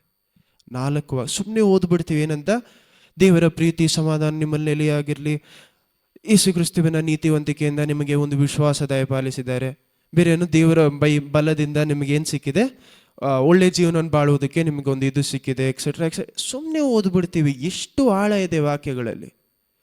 ನಮ್ಮ ಸಂಪೂರ್ಣ ವಿಶ್ವಾಸವನ್ನು, ನಮ್ಮ ಸಂಪೂರ್ಣ ಯೇಸು ಕ್ರಿಸ್ತ ಮೇಲೆ ಇರುವಂಥ ನಂಬಿಕೆಯನ್ನು 4 ವಾಕ್ಯದಲ್ಲಿ ಮುಗಿಸ್ಬಿಟ್ರು. ಇಷ್ಟು ಜ್ಞಾನ. ಇದು ಪೇತ್ರನನ್ನು ಮಹಿಮೆ ಪಡಿಸಿ ಮಾತಾಡ್ತಾ ಇಲ್ಲ. ಅವರಲ್ಲಿದ್ದ ಪವಿತ್ರ ಆತ್ಮ ಅವರಲ್ಲಿ ಎಷ್ಟು ಜ್ಞಾನ ಕಲಿಸಿರ್ತಾರೆ. ಯೇಸು ಕ್ರಿಸ್ತುವಿನ ಜ್ಞಾನದಲ್ಲಿ ಎಷ್ಟು ಬೆಳೆದಿದ್ರೆ ಪೌಲ್ ಅದೆಲ್ಲ ಬರೆಯೋಕ್ಕೆ ಸಾಧ್ಯ ಆಗಿತ್ತು. ಅದನ್ನೇ ಇಲ್ಲೇನು ಹೇಳ್ತಾ ಇದ್ದಾರೆ, ಈ ಜ್ಞಾನದಲ್ಲಿ ನೀವು ಬೆಳೆಯುವಾಗ, ಈ ಕೃಪೆಯಲ್ಲಿ ನೀವು ಬೆಳೆಯುವಾಗ ನಿಮಗೆ ಸಿಕ್ಕಿದಂಥ ವಾಗ್ದಾನಗಳು. ಈ ವಾಗ್ದಾನಗಳು ಯಾವುದು? ಇದು ನಾವು ಅರ್ಥ ಮಾಡಿಕೊಳ್ಬೇಕಾದ್ರೆ 16ನೇ ವಾಕ್ಯದಿಂದ ಓದಿ, 16ರಿಂದ 21 ಒಂದೊಂದಾಗಿ ಓದಿ, ಹಂಗೆ ಓದೋಣ. ಈ ವಾಗ್ದಾನಗಳ ಕುರಿತಾಗಿ ನಾವು ಅರ್ಥ ಮಾಡಿಕೊಳ್ಬೇಕು. ನಮ್ಮ ಕರ್ತನಾದ ಯೇಸು ಕ್ರಿಸ್ತನ ಶಕ್ತಿಯನ್ನು ಪ್ರತ್ಯಕ್ಷತೆಯನ್ನು ನಮಗೆ ತಿಳಿಯಪಡಿಸುವುದರಲ್ಲಿ ಚಮತ್ಕಾರದಿಂದ ಕಲ್ಪಿಸಿದ ಕಥೆಗಳನ್ನು ನಾವು ಅನುಸರಿಸುವವರು ಆಗಿರಲಿಲ್ಲ. ನಾವು ಏನೋ ಕಥೆಗಳನ್ನ ನಂಬ್ತಾ ಇಲ್ಲ. ಕಂಟಿನ್ಯೂ ಮಾಡಿ. ಇವರು ಅವರ ಮಹತ್ತನ್ನು ಕಣ್ಣಾರೆ ಕಂಡವರಾಗಿ, ಅವರ ಮಹತ್ತನ್ನು ಪೇತ್ರನು ಮತ್ತೆ ಕಣ್ಣಾರ ಕಂಡವರು ಏನ್ ಮಾಡ್ತಾ ಇದ್ದಾರೆ, ಬರೀತಾ ಇದ್ದಾರೆ. ಇವರು ಪ್ರಿಯನಾಗಿರುವ ನನ್ನ ಮಗನು, ಈತನನ್ನು ಮೆಚ್ಚಿದ್ದೇನೆ ಎಂಬಂಥ ವಾಣಿಯು ಸರ್ವೋತ್ಕೃಷ್ಟ ಪ್ರಭಾವದಿಂದ ಅವರಿಗೆ ಉಂಟಾದದರಲ್ಲಿ ಅವರು ತಂದೆಯಾದ ದೇವರಿಂದ. ಒಂದು ನಿಮಿಷ ಇದು ಆಮೇಲೆ ಓದೋಣ. ಮೊದಲನೇದಾಗಿ ನಾನು ಒಂದು ವಿಷಯ ಏನು ಹೇಳ್ಬೇಕಂದ್ರೆ, 16ನೇ ವಾಕ್ಯದಲ್ಲಿ ಏನು ಹೇಳಕ್ ಬರ್ತಾ ಇದ್ದಾರೆ, ನಾವು ಏನೋ ಒಂದು ಕಟ್ಟುಕತೆಗಳಲ್ಲಿ ನಮ್ಮ ವಿಶ್ವಾಸವನ್ನು ಹಾಕ್ತಾ ಇಲ್ಲ, ದೇವರ ಮೇಲೆ ನಿಜವಾಗ್ಲೂ ನಡೆದ ವಿಷಯಗಳನ್ನು ಕಣ್ಣಾರೆ ನಾವು ನೋಡಿದ್ದೀವಿ. ಈ ಕಣ್ಣಾರೆ ನಾವು ನೋಡಿದ್ದೀವಿ ಅನ್ನೋದು ಯಾಕಷ್ಟು ಮುಖ್ಯ ಅಂದರೆ, ನಾವು ಒಂದು ಬೇರೆಯವರಿಗೆ ಸುವಿಶೇಷ ಹೇಳುವಾಗ ನಮಗೆ ವಿರೋಧವಾಗಿ ಒಬ್ಬರು ಮಾತಾಡ್ತಾ ಇದ್ದಾರೆ ಅಂತ ಇಟ್ಕೊಳ್ಳಿ. ನಾವೆಷ್ಟೋ ಸತಿ ಏನು ಮಾಡ್ತೀವಿ ಅಂದರೆ, ಮೇ ಬಿ ಇದೂ ಸಹ ಇನ್ನೊಂದು ಕಥೆಯಾಗಿರ್ಬೋದು.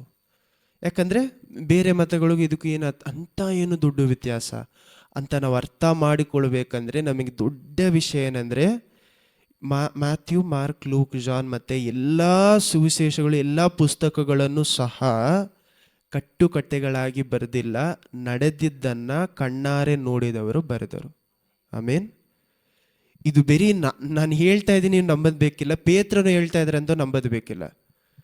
ಹಿಸ್ಟ್ರಿಯನ್ನು ಓದ್ತಾರಲ್ಲ, ಹಿಸ್ಟ್ರಿಯನ್ನು ಇದೇ ಒಂದು ಕೆಲಸವಾಗಿ ಇಟ್ಕೊಂಡು ಓದ್ತಾರಲ್ಲ, ಅವ್ರೇನು ಹೇಳ್ತಾರೆ, ನಿಜವಾಗ್ಲೂ ಕಣ್ಣಾರೆ ನೋಡಿದ್ದನ್ನು, ಅವರ ಜೀವನವನ್ನು ಮಾರ್ಪಡಿಸಿದಂಥ ವಿಷಯಗಳಿಗೋಸ್ಕರ ಅವರು ಅದನ್ನು ನೋಡಿದ್ದನ್ನು ಮಾತ್ರ ಅಲ್ಲದೆ ಅದು ಬೇರೆಯವರಿಗೆ ಹೇಳಿ ಸುವಾರ್ತೆಯನ್ನು ಸಾರಿ ಇದನ್ನು ಎಷ್ಟು ಅವ್ರು ನಂಬಿದ್ರು. ಯಾಕಂದರೆ ಕಟ್ಟುಕಟ್ಟೆಗಳಂದರೆ ನಂಬೋದಕ್ಕೆ ಸಾಧ್ಯ ಇಲ್ಲ. ಏನೋ ಕಟ್ಟಿದ್ರು ಮಾಡಿದ್ರು, ಕಾಸಿಗೋಸ್ಕರ ಇದನ್ನು ಮಾಡಿಲ್ಲ ಪೇತ್ರನಾಗಲಿ ಅವರಾಗಲಿ. ಯಾಕಂದರೆ ಪೇತ್ರನು ಪೌಲ್ ಇದರಿಂದ ಏನಾದರೂ ಯೂದ ಜನರಿಂದ ಅವರು ತಳ್ಳಲ್ಪಟ್ರು, ತನ್ನ ಸ್ವಂತ ಕುಟುಂಬಗಳಿಂದ ಏನಾದರೂ ಆಚೆ ಹಾಕಕ್ಬಿಟ್ರು. ಯಾಕೆ? ಈ ಒಂದು ಮನುಷ್ಯನನ್ನು ದೇವರು ಅಂತ ಹೇಳುವುದು ಅವ್ರಿಗೇನಾಗಿತ್ತು, ದೊಡ್ಡ ಪಾಪವಾಗಿತ್ತು. ಬೈಬಲಲ್ಲಿ ಏನು ಹೇಳ್ತು, ಒಂದು ಮನುಷ್ಯನ ಹಂಗಂದ್ರೆ ದೇವರ ವಾಕ್ಯದಲ್ಲಿ ಏನು ಹೇಳ್ತಾ ಇದೆ, ಯಾವುದೇ ಒಂದು ಮನುಷ್ಯನ ದೇವರು ಅಂತ ಹೇಳೋದು ನಾನೇ ದೇವರು ಅಂತ ಹೇಳಿದ್ರೆ ಪಾಪ, ಎಷ್ಟು ದೊಡ್ಡ ಪಾಪ ಅದು. ಆದರೆ ಯೇಸು ಕ್ರಿಸ್ತು ಮಾತ್ರ ದೇವರಾಗಿದ್ದಕ್ಕೆ ಕಾರಣ ಏನೋ, ಅವರು ಹುಟ್ಟಿದ ರೀತಿ, ಅವ್ರು ನಡೆದ ರೀತಿ, ಅವ್ರು ಮಾಡಿದ ವಿಷಯಗಳು, ದೇವರೇ ಮನುಷ್ಯರಾಗಿ ಇಳಿದು ಬಂದರು. ಅದೇ ತಾನೇ ನಮ್ಮ ಸುವಿಶೇಷ. ಆಮೇನ್. ಇದನ್ನು ಕಣ್ಣಾರೆ ನೋಡಿದವರು ಏನು ಮಾಡ್ತಾ ಇದ್ದಾರೆ, ತನ್ನ ಸುವಿಶೇಷವನ್ನು ಬರಿತಾ ಇದ್ದಾರೆ. ಅದನ್ನು ಬರೆದಿಟ್ಟು ಮಾತಲ್ಲದೆ ಆ ಒಂದು ಸುವಿಶೇಷಕ್ಕೋಸ್ಕರ ತನ್ನ ಜೀವನವನ್ನು, ಹಣಕಾಸು, ವಸ್ತು, ಸಂಪತ್ತು ಎಲ್ಲವನ್ನು ಬಿಟ್ಟು ತಾನು ಸಾಯುವ ನೆಲೆ ಬಂದ್ರೂ ಸಹ ಈ ಸುವಿಶೇಷವನ್ನು ಬಿಟ್ಟು ದೂರ ಹೋಗಿಲ್ಲ ಅವರು. ಎಷ್ಟು ಅದನ್ನು ತನ್ನ ಸಂಪೂರ್ಣ ಮನಸ್ಸಿನಿಂದ ನಂಬಿದ್ದರೆ, ಇಷ್ಟು ಅವ್ರು ಇದರಲ್ಲಿ ಗ್ಯಾರಂಟಿ ಇದ್ರೆ. ಯಾಕಂದರೆ ನಿಜವಾಗ್ಲೂ ಇಂಥ ವಿಷಯ ನಡೆಯದೆ ಹೋದರೆ ಒಬ್ಬರು ಮಾಡೋದಕ್ಕೆ ಸಾಧ್ಯ ಇಲ್ಲ. ಅದರಿಂದಾನೇ ಪೇತ್ರನ್ ಏನು ಹೇಳ್ತಾ ಇದ್ದಾರೆ, ನಾವು ಯೇಸು ಕ್ರಿಸ್ತುವಿನ ಮಹತ್ವವನ್ನು, ದೇವರ ಮಹಿಮೆಯನ್ನು ಕಣ್ಣಾರೆ ನೋಡಿದೆವು. ಎಲ್ಲಿ ನೋಡಿದ್ವಿ ಅಂತೂ ಸಹ ಹೇಳ್ತಾ ಇದ್ದಾರೆ ನೋಡಿ, 17ನೇ ವಾಕ್ಯ. ಇವರು ಪ್ರಿಯನಾಗಿರುವ ನನ್ನ ಮಗನು, ಇವರನ್ನು ಮೆಚ್ಚಿದ್ದೇನೆ ಎಂಬಂಥ ವಾಣಿಯು ಸರ್ವೋತ್ಕೃಷ್ಟ ಪ್ರಭಾವದಿಂದ ಅವರಿಗೆ ಉಂಟಾದದರಲ್ಲಿ ಅವರು ತಂದೆಯಾದ ದೇವರಿಂದ ಘನಮಾನಗಳನ್ನು ಹೊಂದಿದ್ದರಲ್ಲವೇ? ತಂದೆಯಾದ ದೇವರಿಂದಾನೇ ತನ್ನ ಮಹಿಮೆಯನ್ನು ಹೊಂದಿದ್ರಂತೆ. ಯಾರು ಎಲ್ಲಿ ಹೊಂದಿದ್ರು? ಯೇಸು ಕ್ರಿಸ್ತು ಮತ್ತೆಯು 17ನೇ ಅಧ್ಯಾಯ, if I'm right, ಮತ್ತೆಯು 17 Yesu Kristu ಏನಾಗ್ತಾರೆ, ಮಲೆ ಮೇಲೆ ಹೋಗಿ ಮರುರೂಪ ಹೊಂದ್ತಾರೆ. ಹಾಗಂದ್ರೆ ಅವರ ಮುಖ ಏನಾಗತ್ತಂತೆ, ಪ್ರಕಾಶವಾಗತ್ತೆ. ಈ ಪ್ರಕಾಶ ಆಗುವುದನ್ನು ನೋಡಿದ ಯಾರು? ನೋಡಿದ ಮನುಷ್ಯರಲ್ಲಿ ಒಬ್ಬರು ಯಾರು? ಪೇತ್ರನು. ಅವ್ರೇನು ಹೇಳ್ತಾರೆ, ದೇವರು ಇವನೇ ನನ್ನ ಮಗ ಅಂತ ಹೇಳುವುದನ್ನ ಪೇತ್ರನು ಕೇಳಿಸ್ಕೊಂಡು ಕಣ್ಣಾರೆ ನೋಡಿದೆ ಅಂತ ಬರೀತಾ ಇದ್ದಾರೆ. ಇನ್ನೊಬ್ರು ಯಾರು ಇದನ್ನು ನೋಡಿದ್ದು? ಯುವ ಜ್ಞಾನಸ್ಥಾನ. ಎಲ್ಲಿ ಯೇಸು ಕ್ರಿಸ್ತು ಜ್ಞಾನಸ್ಥಾನ ಪಡೆದುಕೊಂಡ ಮೇಲೆ ಮೇಲಿನಿಂದ ಒಂದೇನಾಗುತ್ತೆ, ಪಾರಿವಾಳ ಅವರ ಮೇಲೆ ಬಂದ ಮೇಲೆ ಏನು ಹೇಳುತ್ತೆ, ಒಂದು ಧ್ವನಿ ಆಕಾಶದಿಂದ ಕೇಳಿಸುತ್ತೆ. ಯಾವ ಧ್ವನಿ? ಇವನು ನನ್ನ ಮನಗನು, ಇವನ ಮೇಲೆ ಸರಿ. ಇದು ನೀವು ಆಮೇಲೆ ಓದ್ಕೊಳ್ಳಿ. ಆದರೆ ಇಲ್ಲಿ ಏನಾಗ್ತಾ ಇದೆ, 17ನೇ ವಾಕ್ಯದಲ್ಲಿ ಏನು ಹೇಳ್ತಾ ಇದ್ದಾರೆ?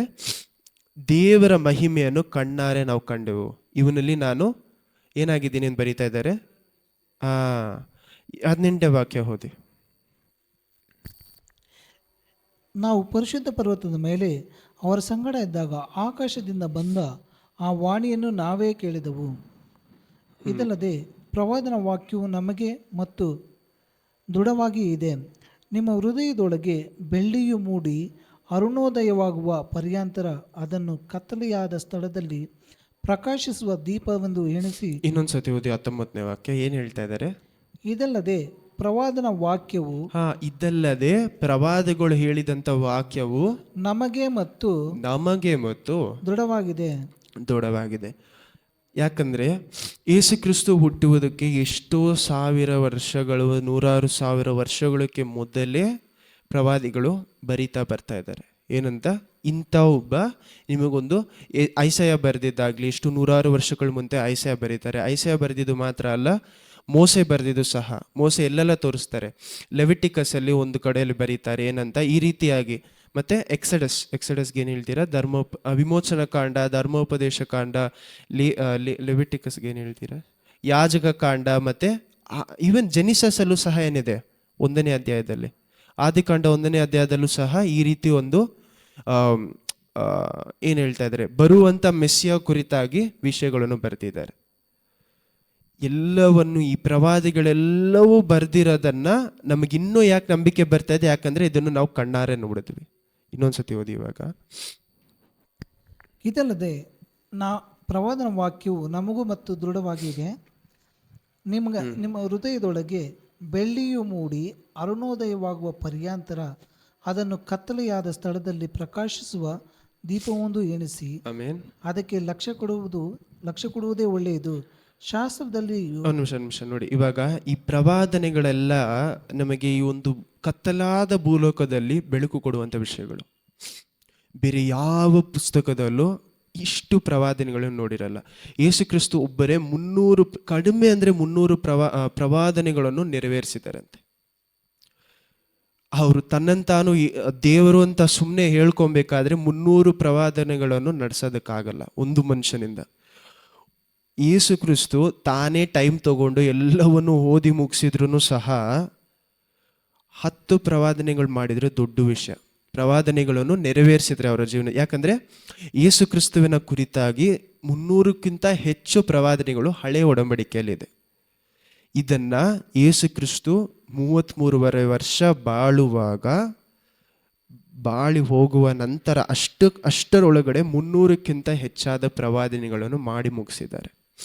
ಇದನ್ನೇ ನಾವೇನು ಹೇಳ್ತಿದ್ವಿ, ಇವಾಗವರೆಗೂ ಅದನ್ನು ನಾವೇನು ಮಾಡ್ತಾ ಇದ್ದೀವಿ, ಇದೇ ನಮಗೆ ಭೂಲೋಕದ ಕತ್ತಲೆಯಲ್ಲಿ ಬೆಳಕಾಗಿದೆ. ಈ ಪ್ರವಾದನೆಗಳನ್ನು ನೆರವೇರಿಸಿದ. ಏನಕ್ಕೆ ಇದಿಷ್ಟು ಇಂಪಾರ್ಟೆಂಟ್ ಅಂದರೆ, ಇದಕ್ಕೆ ಮುಂಚೆ ನೀವೇನು ನೋಡಿದ್ರಿ, 4ನೇ ವಾಕ್ಯದಲ್ಲಿ ಏನು ಓದಿದ್ರಿ ನೋಡಿ. 2ನೇ ಪೇತ್ರನ 1ನೇ ಅಧ್ಯಾಯ 4ನೇ ವಾಕ್ಯದಲ್ಲಿ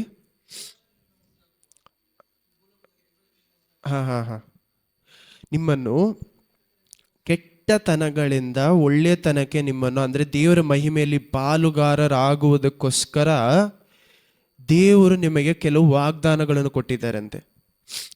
ಇದು ಯಾಕೆಷ್ಟು ಮುಖ್ಯ ಅಂದರೆ, ಕೊಟ್ಟಿರುವಂಥ ವಾಗ್ದಾನ ಯಾರು? ಮೋಸೆ ಅಬ್ರಹಾಮನಿಗೆ ಕೊಟ್ಟಿರುವಂಥ ವಾಗ್ದಾನಗಳನ್ನು ನೆರವೇರಿಸಿದ ದೇವರು ಯಾರ ಮೂಲಕ ನೆರವೇರಿಸಿದ್ರು? ಕ್ರಿಸ್ತು ಯೇಸುವಿನಲ್ಲಿ ನೆರವೇರಿಸಿದ ದೇವರು ನಮಗೆ ಒಂದು ಗ್ಯಾರಂಟಿ ಕೊಡ್ತಾ ಇದ್ದಾರಂತೆ, ನಿನ್ನ ಜೀವನದಲ್ಲಿ ನಿನಗೆ ಕೊಟ್ಟಂಥ ವಾಗ್ದಾನ ನೆರವೇರಿಸ್ತೀನಿ ಅಂತ. ದೇವ್ರ ಹತ್ರ ನನ್ನ ಪ್ರಶ್ನೆ, ದೊಡ್ಡ ಪ್ರಶ್ನೆ ಯಾವಾಗಲೂ ಏನಿರುತ್ತಂದರೆ, ದೇವರೇ ನಿಮ್ಮನ್ನು ಯಾವ ರೀತಿ ನಂಬುವುದಂದರೆ ಅವ್ರ ಮೇಲೆ ವಿಶ್ವಾಸ ಹಾಕೋದು ಒಂದು ವಿಷಯ. ಏನಂತ, ದೇವರೇ ನೀವೇ ದೇವರನ್ನ ನಂಬಿ ಅವ್ರ ಮೂಲಕ ರಕ್ಷಣೆ ಹೊಂದ್ಕೊಳ್ತಾ ಇದ್ದೀನಿ ಹೇಳೋದು ಇನ್ನೊಂದು ವಿಷಯ. ಅವರನ್ನೇ ನಂಬಿ ಅವ್ರು ಹೇಳುವಂಥ ದಾರಿಯಲ್ಲೇ ನಡೆಯುವುದು ಕಷ್ಟವಾದಂಥ ವಿಷಯ. ನಾವು ರಕ್ಷಣೆ ಹೊಂದ್ಕೊಳ್ಬೋದು, ಆದರೆ ದೇವರ ಮೇಲೆ ನಾವು ನಂಬಿಕೆ ಇಟ್ಟು ಅವರ ಮೇಲೆ ಏನು ಹೇಳ್ತೀರಾ ವಿಶ್ವಾಸವನ್ನು ಹಾಕಿ ಅವ್ರು ಹೇಳುವಂಥ ರೀತಿಯಲ್ಲಿ ಸಂಪೂರ್ಣವಾಗಿ ನಡೆಯುವುದು ಬೇರೆ. ಯಾಕಂದರೆ ವಿಶ್ವಾಸ ಹಾಕಿದ್ಮೇಲೆ ಏನು ಹೇಳ್ತಾರೆ, ನೀವೇ ದೇವರು ಅಂತ. ದೇವರು ಅಂತ ಹೇಳಿದ ಮೇಲೆ ಅವ್ರ ಮೇಲೆ ನಂಬಿಕೆ ಹಾಕಿ ನಡೆಯುವುದಕ್ಕೆ, ಅವರ ವಾಗ್ದಾನಗಳೇ ನಾವು ವಿಶ್ವಾಸ ಇಡುವುದಕ್ಕೆ ನಮಗೇನು ಬೇಕು? ಪ್ರೂಫ್. ಸುಮ್ಮನೆ ಒಂದು ಮನುಷ್ಯನ ಮೇಲೆ ನಂಬಿಕೆ ಹಾಕೋಕ್ಕಾಗಲ್ಲ. ನಿಮಗೆ ಇವಾಗ ನಿಮ್ಮ ತಂದೆ ತಾಯಿಯ ಮೇಲೆ ನಂಬಿಕೆ ಹಾಕೋದಕ್ಕೆ ಕಾರಣ ಏನು? ಚಿಕ್ಕ ವಯಸ್ಸಿನಿಂದ ನಿಮಗೇನು ಕೆಟ್ಟದ್ದು ಮಾಡಿಲ್ಲ, ಅವರು ನಿಮ್ಮನ್ನು ಬೆಳೆಸಿದ್ದಾರೆ. ಆ ಕಾರಣದಿಂದ ಅವರ ಗುಣಾದಿಶಯದಿಂದ ಅವರ ಮೇಲೆ ನಂಬಿಕೆ ಇಡ್ತಾ ಇದ್ದೀರಾ. ನಿಮಗೆ ಕೆಟ್ಟದ್ದು ಮಾಡಬೇಕು ಅಂತ ನಿಮ್ಮ ತಂದೆ ತಾಯಿಗೆ ಉದ್ದೇಶ ಇರತ್ತಾ? ಯಾವ ತಂದೆ ತಾಯಿಗೂ ಇಲ್ಲ. ಹಂಗಿರಬೇಕಾದ್ರೆ ನಾವೇನಕ್ಕೋಸ್ಕರ ಅವ್ರ ಮೇಲೆ ನಂಬಿಕೆ ಇಡ್ತಾ ಇದ್ದೀವಿ? ಅವರ ಗುಣದಿಂದ ಅವ್ರ ಮೇಲೆ ನಂಬಿಕೆ ಇಡ್ತಾ ಇದ್ದೀವಿ. ದೇವರ ಗುಣ ಏನೋ ಅವ್ರು ಹೇಳಿರುವಂಥ ವಾಗ್ದಾನಗಳು ನೆರವೇರಿಸ್ತಾ ಇದ್ದಾರೆ. ಯಾವಾಗ 2,4,3,000 ವರ್ಷಕ್ಕೆ ಮುಂಚೆ ಹೇಳಿರುವಂಥ ವಾಕ್ಯಗಳನ್ನು ಇವಾಗಲೂ ಸಹ ನೆರವೇರಿಸ್ತಾ ಇದ್ದಾರೆ. ಆಮೇನ್, ಹಲ್ಲೆಲೂಯ. ಈ ಕಾರಣದಿಂದ ನಮ್ಮ ವಿಶ್ವಾಸ ಸಂಪೂರ್ಣವಾಗಿ ದೇವರ ಮೇಲೆ ನಾವು ಇಡಬಹುದು.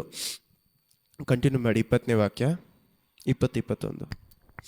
ಶಾಸ್ತ್ರದಲ್ಲಿರುವ ಯಾವ ಪ್ರವಾದನ ವಾಕ್ಯವು ಕೇವಲ ಮನುಷ್ಯ ಬುದ್ಧಿಯಿಂದ ವಿವರಿಸತಕ್ಕದ್ದಲ್ಲವೆಂಬುದನ್ನು ಮುಖ್ಯವಾಗಿ ತಿಳಿದುಕೊಳ್ಳಿರಿ. ಯಾಕೆಂದರೆ ಯಾವ ಪ್ರವಾದನೆಯು ಎಂದೂ ಮನುಷ್ಯರ ಚಿತ್ತದಿಂದ ಉಂಟಾಗಲಿಲ್ಲ. ಮನುಷ್ಯರು ಪವಿತ್ರಾತ್ಮ ಪ್ರೇರಿತರಾಗಿ ದೇವರಿಂದ ಹೊಂದಿದ್ದನ್ನೇ ಮಾತಾಡಿದರು. ಆಮೇನ್. ದೇವರಿಂದ ಹೊಂದಿರುವಂಥ ವಿಷಯಗಳನ್ನು ಯಾರು? ಪ್ರವಾದಿಗಳು ಮಾತಾಡ್ತಾ ಇದ್ದಾರೆ. ಪ್ರವಾದಿಗಳು ಸುಮ್ಮನೆ ಏನು ಮಾಡಿಲ್ಲ ಅಂತೆ, ಏನೋ ತಾನು ಅಂತ ತನ್ನ ಕೆಲಸವನ್ನು ಮಾಡಿಲ್ಲ. ಪ್ರವಾದಿಗಳು ದೇವರ ಹತ್ರ ಪವಿತ್ರಾತ್ಮರ ಮೂಲಕ ಸಿಕ್ಕಿರುವಂಥ ವಾಕ್ಯಗಳನ್ನು ನಮಗೆ ಕೊಡ್ತಾ ಇದ್ದಾರೆ. ದೇವರು ತನ್ನ ವಾಗ್ದಾನವನ್ನು ಕೊಟ್ಟರೆ ನೆರವೇರಿಸ್ತೀನಿ ಅಂತ ಹೇಳುವುದಕ್ಕೆ ಕಾರಣ ಇದೆ. ಯಾಕಂದರೆ ನಮ್ಮ ಬೈಬಲ್ ಪುಸ್ತಕದಲ್ಲಿ 25% ಏನಿದೆ ಅಂತೆ ಬಿರಿ ಪ್ರವಾದನೆ ಮಾತುಗಳು, 25% ಬೈಬಲಲ್ಲಿ ಏನಿದೆ ಪ್ರವಾದನೆ ಮಾತುಗಳು. ಇಷ್ಟು ಪ್ರವಾದನೆಗಳನ್ನು ಏನು ಮಾಡ್ತಾ ಇದ್ದಾರೆ ಅಂತೆ, ದೇವರು ತನ್ನ ಜೀವನದಲ್ಲಿ ನೆರವೇರಿಸ್ತಾ ಇದ್ದಾರೆ. ಇವತ್ತಿಗೂ ಸಹ ತಾನು ಹೇಳಿರುವಂಥ ಮಾತುಗಳನ್ನ ಏನು ಮಾಡ್ತಾ ಇದ್ದಾರೆ? ನೆರವೇರಿಸ್ತಾ ಇದ್ದಾರೆ. ಇದನ್ನು ನಾವು ಅವ್ರ ಮೇಲೆ, ನನ್ನ ಜೀವನದಲ್ಲಿ ನಿಮ್ಮ ಜೀವನದಲ್ಲಿ ಕೊಟ್ಟಿರುವಂಥ ವಾಗ್ದಾನಗಳನ್ನು ದೇವರು ನೆರವೇರಿಸ್ತಾರೆ ಅನ್ನುವಂಥ ಗ್ಯಾರಂಟಿ ನಮ್ಮಲ್ಲಿ ಇರುವುದಕ್ಕೆ ಕಾರಣ ಯೇಸು ಕ್ರಿಸ್ತು. ಯೇಸು ಕ್ರಿಸ್ತುವನ್ನು ಕೊಡ್ತೀನಿ ಅಂತ ವಾಗ್ದಾನ ಕೊಟ್ಟಿರುವಂಥ ದೇವರು ಯೇಸು ಕ್ರಿಸ್ತುವನ್ನು ಕೊಟ್ಟು ಮುಗಿಸಿದ್ರು. ಆಮೇನ್. ಅದೇ ರೀತಿಯಲ್ಲಿ ನಮಗೂ ಸಹ ಕೊಟ್ಟಿರುವಂಥ ವಾಗ್ದಾನಗಳನ್ನು ದೇವರು ನೆರವೇರಿಸ್ತಾರೆ. ನಮ್ಮಲ್ಲಿ ಎಷ್ಟೋ ಸತಿ ಒಂದು ಪ್ರಶ್ನೆ ಬರುತ್ತೆ, ದೇವರೇ ನಾನು ನಿಮಗೆ ಕೊಟ್ಟಿರುವಂಥ ಮಾತನ್ನು ನಾವು ನಡೆಸಿಲ್ಲ, ಆ ಕಾರಣದಿಂದ ನೀವು ಕೊಟ್ಟಿರುವಂಥ ಮಾತನ್ನು ನಡೆಸದೆ ಹೋಗ್ಬಿಡ್ತೀರಾ? ಈ ವಾರದಲ್ಲಿ ನನ್ನಲ್ಲಿದ್ದಂಥ ಪ್ರಶ್ನೆ ಅದು. ಯಾಕಂದರೆ 3-4-5 ತಿಂಗಳು ಮುಂಚೆ ದೇವ್ರ ಹತ್ರ ನಾನೊಂದು ಒಪ್ಪಂದ ಮಾಡಿಕೊಂಡೆ, ಅಂತಾರಲ್ಲ, ಒಪ್ಪಂದ ಮಾಡಿಕೊಂಡೆ ಅಂತ ಇಟ್ಕೊಳ್ಳಿ. ಏನಂತ, ದೇವರೇ ಈ ವಿಷಯಗಳನ್ನು ಈ ಹೊಸ ವರ್ಷದಲ್ಲಿ ನಾನು ನಿಮಗೋಸ್ಕರ ಮಾಡಬೇಕು ಅಂತ ಆಸೆ ಪಡ್ತೀನಿ, ನಿಮ್ಮ ಜೊತೆ ಒಂದು ಒಪ್ಪಂದ ಮಾಡ್ಕೊಳ್ತೀನಿ ಅಂತ. ಒಂದು 4 ವಿಷಯ ಬರ್ದಿರ್ಬೋದು ಅದರಲ್ಲಿ. ಈ ವಾರದಲ್ಲಿ ಅದನ್ನು ತಿರುಗಿ ನೋಡ್ತಾ ಇದ್ದೀನಿ. ನಾನು ಹೇಳಿರುವಂಥ 4 ವಿಷಯವನ್ನು ನಾನು ಮೀರಿದ್ದೀನಿ. ದೇವ್ರ ಜೊತೆ ಮಾಡಿರುವಂಥ ಒಪ್ಪಂದದಲ್ಲಿ 4 ವಿಷಯ ಬರೆದೆ. 4 ವಿಷಯದಲ್ಲಿ ಒಂದನ್ನು ಸಹ ಮಾಡೋಕ್ಕಾಗಿಲ್ಲ. ನಾನು ದೊಡ್ಡ ವಿಷಯ ಆಸೆ ಪಡ್ನಲ್ಲ, ಅದನ್ನೇ ದೇವರು 3 ತಿಂಗಳು ನನ್ನ ಕಷ್ಟವಾಗಿ ಕಳಿಸ್ಬಿಟ್ರು. ದೇವ್ರ ಜೊತೆ ಒಪ್ಪಂದ ಮಾಡ್ಕೊಂಡ್ಮೇಲೆ ಏನು ಹೇಳಿದೆ, ದೇವರೇ ಈ ಒಂದು ವಿಷಯದಿಂದ ನನ್ನ ದೂರ ತನ್ನಿ, ದೇವರೇ ಈ ವರ್ಷದಲ್ಲಿ ಈ ಒಂದು ವಿಷಯ ನನಗೊಂದು ಪ್ರಾಬ್ಲಮ್ ಆಗೇ ಇರಬಾರ್ದು, ಈ ವಿಷಯನ ಯಾವ ರೀತಿಯಾದ ದೂರ ತೆಗಿರಿ ಅಂತ ದೇವ್ರ ಜೊತೆ ಒಪ್ಪಂದ ಮಾಡ್ಕೊಂಡು ಏನು ಸಮಯದಲ್ಲಿ ಮಾಡಿಕೊಂಡು 3 ತಿಂಗಳು ಏನು ಮಾಡಿದ್ರು, ಸಂಪೂರ್ಣವಾಗಿ ಅದೇ ಕಷ್ಟದಲ್ಲಿ ಬಿಟ್ಬಿಟ್ರು ಮಾತ್ರ. ಸೊ ಈ ಒಪ್ಪಂದದಲ್ಲಿ ನಾನೇನು ಮಾಡಿದೆ ಅಂದರೆ, ದೇವರೇ ಈ 4 ಒಪ್ಪಂದಗಳು ನನ್ನ ಜೊತೆ ಮಾಡಿಕೊಳ್ಳೋಕ್ಕೆ ನೀವು ನನಗೆ ತಳ್ಳಿದ್ರಿ, ನಾನು ಮಾಡಿದೆ. ಆದರೆ ನಾನು ಈ ಒಪ್ಪಂದವನ್ನು ನಾನು ಮೀರ್ಬಿಟ್ನಲ್ಲ ದೇವರೇ, ಏನು ಮಾಡೋಣ? ಹಾಗಂದರೆ ಇವಾಗ ನೀವು ಕೊಡುವಂಥ ಆಶೀರ್ವಾದಗಳನ್ನು ನಾನು ಪಡೆದುಕೊಳ್ಬೇಕಾ ಸಂತೋಷವಾಗಿ, ಅಥವಾ ಅದು ನನಗೆ ಶಾಪವಾಗಿ ಮಾರ್ಪಡುತ್ತಾ? ಯಾಕಂದರೆ ನಾನು ಮಾಡಿದ ಒಪ್ಪಂದ ನಿಮ್ಮ ಜೊತೆ ನಾನು ಸರಿಯಾಗಿ ಇಟ್ಕೊಂಡಿಲ್ಲ. ಇವಾಗ ಏನು ಮಾಡೋದು ದೇವರೇ ಅಂತ ಪ್ರಾರ್ಥನೆ ಮಾಡ್ತಾ ಇರಬೇಕಾದ್ರೆ ದೇವರು ಒಂದು ವಿಷಯವನ್ನು ಏನು ಜ್ಞಾಪಕ ಪಡಿಸ್ತಾ ಇದ್ದಾರೆ ಅಂದರೆ, ಮನುಷ್ಯರ ಹಾಗೆ ಕೊಟ್ಟಿರುವಂಥ ವಾಕ್ಯಗಳನ್ನು ಮಾತುಗಳನ್ನು ಮೀರುವುದಕ್ಕೆ ನಾನು ಮನುಷ್ಯನಲ್ಲ, ದೇವರು. ಮನುಷ್ಯರಾದ ನಾವು ದೇವರ ಜೊತೆ ಎಷ್ಟೋ ಸತಿ ಒಪ್ಪಂದ ಮಾಡ್ಕೊಳ್ತೀವಿ. ದೇವರೇ ಈ ಒಂದು ವಿಷಯ ಮಾಡಲ್ಲಪ್ಪ, ಈ ಒಂದು ವಿಷಯ ಮಾಡಿಬಿಡಿ, ಇದನ್ನು ನಾನು ಮಾಡಲ್ಲ. ಅಥವಾ ನನಗೆ ದೇವರೇ ಈ ಒಂದು ವಿಷಯ ಬೇಕು, ಇದನ್ನು ನೀವು ಮಾಡಿ, ಇದನ್ನು ನೀವು ನಡೆಸಿ, ಏನೇನೋ ಹೇಳ್ತೀವಿ. ಅದೆಲ್ಲ ಹೇಳುವಾಗ ನಾವೇನು ಅರ್ಥ ಮಾಡ್ಕೊಳ್ಳಲ್ಲ ಅಂದರೆ, ದೇವರ ಶಕ್ತಿ ಇಲ್ಲದೆ ಹೋದರೆ ನಾವೇನನ್ನು ಮಾಡೋದಕ್ಕೆ ಸಾಧ್ಯ ಅಲ್ಲ. ನಾವು ನಮ್ಮ ಬಲದಲ್ಲಿ ದೇವರನ್ನು ಮೆಚ್ಚಿಸೋದಕ್ಕೆ ಎಷ್ಟೋ ವಿಷಯಗಳನ್ನ ಹೇಳ್ತೀವಿ. ಏನಂತ, ದೇವರೇ ನಿಮ್ಮನ್ನು ಸಂತೋಷ ಪಡಿಸ್ಬೇಕು. ಯಾಕಂದರೆ ಅದ್ರಲ್ಲಿ ನಾನು ಬರೆದ 4 ವಿಷಯಗಳು ಸಹ ಕೆಟ್ಟದಲ್ಲ. ಒಂದು ಒಳ್ಳೆಯ ಕ್ರಿಸ್ತವನಾಗಿ ನಾವು ಮಾಡಬೇಕಾದಂಥ ವಿಷಯಗಳನ್ನೇ ನಾನು ಬರ್ತಿಟ್ಟೆ. ಆದರೆ 4 ಸಹ ನಮ್ಮಲ್ಲಿ ಮಾಡದೇ ಇರೋದಕ್ಕೆ, ಮಾಡೋಕ್ಕಾಗದೇ ಇರುವಂಥ ಕಾರಣ ನಮ್ಮ ಬಲದಲ್ಲಿ ಕೆಲವು ವಿಷಯಗಳು ಮಾಡೋಕ್ಕೆ ಪ್ರಾರಂಭಿಸ್ತೀವಿ. ನಾವು ದೇವರ ಹತ್ರ ಮಾತು ಕೊಡುವಾಗ it is better not to, ಅದನ್ನು ಮೀರುವುದು ಒಳ್ಳೆಯ ವಿಷಯ ಅಲ್ಲ ಇವತ್ತೂ. ಆದರೆ ನಾವು ನಮ್ಮ ಬಲಹೀನತೆಯಲ್ಲಿ ಆ ವಿಷಯಗಳನ್ನು ಮೀರುವಾಗ ನಮ್ಮಿಂದ ನಾವು ಏನು ಮಾಡೋಕ್ಕೆ, we can't help our selves. ನಮ್ಮನ್ನು ನಾವು ಏನು ಮಾಡೋಕ್ಕಾಗಲ್ಲ. ನಮಗೆ ನಾವು ಸಹಾಯ ಮಾಡೋದಕ್ಕೆ ಆಗದೇ ಇರುವಂಥ ಸ್ಥಳಗಳಲ್ಲೂ ಸಹ ದೇವರು ತನ್ನ ವಾಗ್ದಾನಗಳು ನೆರವೇರಿಸ್ತಾರೆ. ಈ ಒಂದು ಗುಣಾದಿಶ, ಇದನ್ನೇ ನಾನು ಈ ಅವರ ಗುಣಾದಿಶ ಈ ರೀತಿ ಇರುವಂಥ ಕಾರಣದಿಂದ ಅವರ ಕೃಪೆಯಲ್ಲಿ ನಾವು ನಡಿಬೇಕು. ನಮ್ಮ ಗುಣ ಮಾರ್ಪಡೆ. ಇವಾಗ 5ನೇ ವಾಕ್ಯ ಓದಿ, ನಾನು ಏನು ಕೇಳಿದೆ ಅಂತ ಇವಾಗ ಅರ್ಥ ಆಗುತ್ತೆ. ಈ ಕಾರಣದಿಂದ ಯಾವ ಕಾರಣದಿಂದ ದೇವರು ನಾವು ಒಳ್ಳೆಯ ಜೀವನವನ್ನು ಬಾಳುವುದಕ್ಕೆ ನಮಗೆ ಬೇಕಾದಂಥ ಎಲ್ಲ ವಾಗ್ದಾನಗಳನ್ನು ಕೊಟ್ಟಿದ್ದಾರೆ. ಈ ವಾಗ್ದಾನಗಳು ಯಾವುದು? ನಮಗೆ ಕೊಟ್ಟಂಥ ದೊಡ್ಡ ವಾಗ್ದಾನ ಒಂದು ಯೇಸು ಕ್ರಿಸ್ತು. ಯೇಸು ಕ್ರಿಸ್ತುವಿನ ಮೂಲಕ ರಕ್ಷಣೆ ಬಂತು. ಅದೇ ಯೇಸು ಕ್ರಿಸ್ತನ ಮೇಲೆ ನಮಗೆ ಕೊಟ್ಟಂಥ ಇನ್ನೊಂದು ವಾಗ್ದಾನ ಯಾವುದು? ಯೇಸು ಕ್ರಿಸ್ತನ ಮೂಲಕ ಒಂದು ವಾಗ್ದಾನ ಕೊಡ್ತಾರೆ. ಮುಖ್ಯವಾದಂಥ ವಾಗ್ದಾನ ಯಾವುದು? ನಿಮ್ಮ ಹತ್ರ ಕೇಳ್ತಾ ಇದ್ದೀನಿ. ಯೇಸು ಕ್ರಿಸ್ತು ಇನ್ನೇನು ಸಾಯಬೇಕು? ಯೋಹಾನಲ್ಲಿದೆ. ಇನ್ನೊಂದು ಕ್ಲೂ ಕೊಡ್ತೀನಿ, ಯೋಹಾನಲ್ಲಿದೆ. ಇನ್ನೇನು ಯೇಸು ಕ್ರಿಸ್ತು ಸಾಯಬೇಕಾದ್ರೆ ಶಿಷ್ಯರೆಲ್ಲ ತುಂಬ ಸೋತೋಗಿರ್ತಾರೆ. ಅವಾಗ ಯೇಸು ಕ್ರಿಸ್ತು ಒಂದು ವಾಕ್ಯವನ್ನು ಹೇಳ್ತಾರೆ, ನಾನು ಹೋಗಿ ನಿಮಗೆ ಇನ್ನೊಂದು ಸ್ಥಳವನ್ನು ಸಿದ್ಧ ಮಾಡ್ತೀನಿ. ಓಕೆ, ನಿಮಗೊಂದು ಆದರಿಕನನ್ನು, ಸಹಾಯ ಮಾಡುವವ್ರನ್ನ ಕಳಿಸ್ತೀನಿ ಅಂತ. ಯೇಸು ಕ್ರಿಸ್ತುವಿನ ಮೂಲಕ ನಮಗೆ ಸಿಕ್ಕಿದಂಥ ಒಂದು ಏನು ಹೇಳ್ತೀರಾ ವಾಗ್ದಾನ ಪವಿತ್ರಾತ್ಮ. ನಮಗೆ ಹೇಳ್ತೀವಲ್ಲ, ಬೇರೆ ಎಲ್ಲ ಹೋದ್ರೂ ಸಹ ನಮ್ಮ ಜೀವನದಲ್ಲಿ ಪವಿತ್ರಾತ್ಮರು ಒಬ್ಬರಿದ್ದರೆ ಅವರ ಮೂಲಕ ಮಾಡುವಂಥ ವಿಷಯಗಳು ನಮ್ಮ ಜೀವನದಲ್ಲಿ ನಾವು ಯೋಚನೆಯನ್ನು ಮಾಡೋಕ್ಕಾಗಲ್ಲ. ಅಂಥ ವಿಷಯಗಳನ್ನ ಮಾಡ್ತಾರೆ. You can take away everything. ಎಲ್ಲವನ್ನೂ ನಮ್ಮ ಜೀವನದಿಂದ ತೊಗೊಂಡ್ಬಿಟ್ರೂ ಸಹ ಪವಿತ್ರಾತ್ಮರು ಒಬ್ಬರಿದ್ದರೆ ನಮ್ಮ ಜೀವನದಲ್ಲಿ ಮಾರ್ಪಡಿಸ್ಬೋದು. God can take away everything and just give me the Holy Spirit and I can live my life. ಅಂದರೆ ದೇವರು ನಮ್ಮ ಜೀವನದಿಂದ ಎಲ್ಲವನ್ನು ತೆಗೆದುಬಿಟ್ರೂ ಪವಿತ್ರಾತ್ಮರು ಒಬ್ಬರು ಇಟ್ಕೊಂಡು ನನ್ನ ಜೀವನ ನಡೆಸ್ಬೋದು. ಯಾಕೆ ಗೊತ್ತಾ? ಅವರ ಮೇಲೆ ನಂಬಿಕೆ ಇಡೋರನ್ನ ದೇವರು ನಡೆಸ್ತಾರೆ.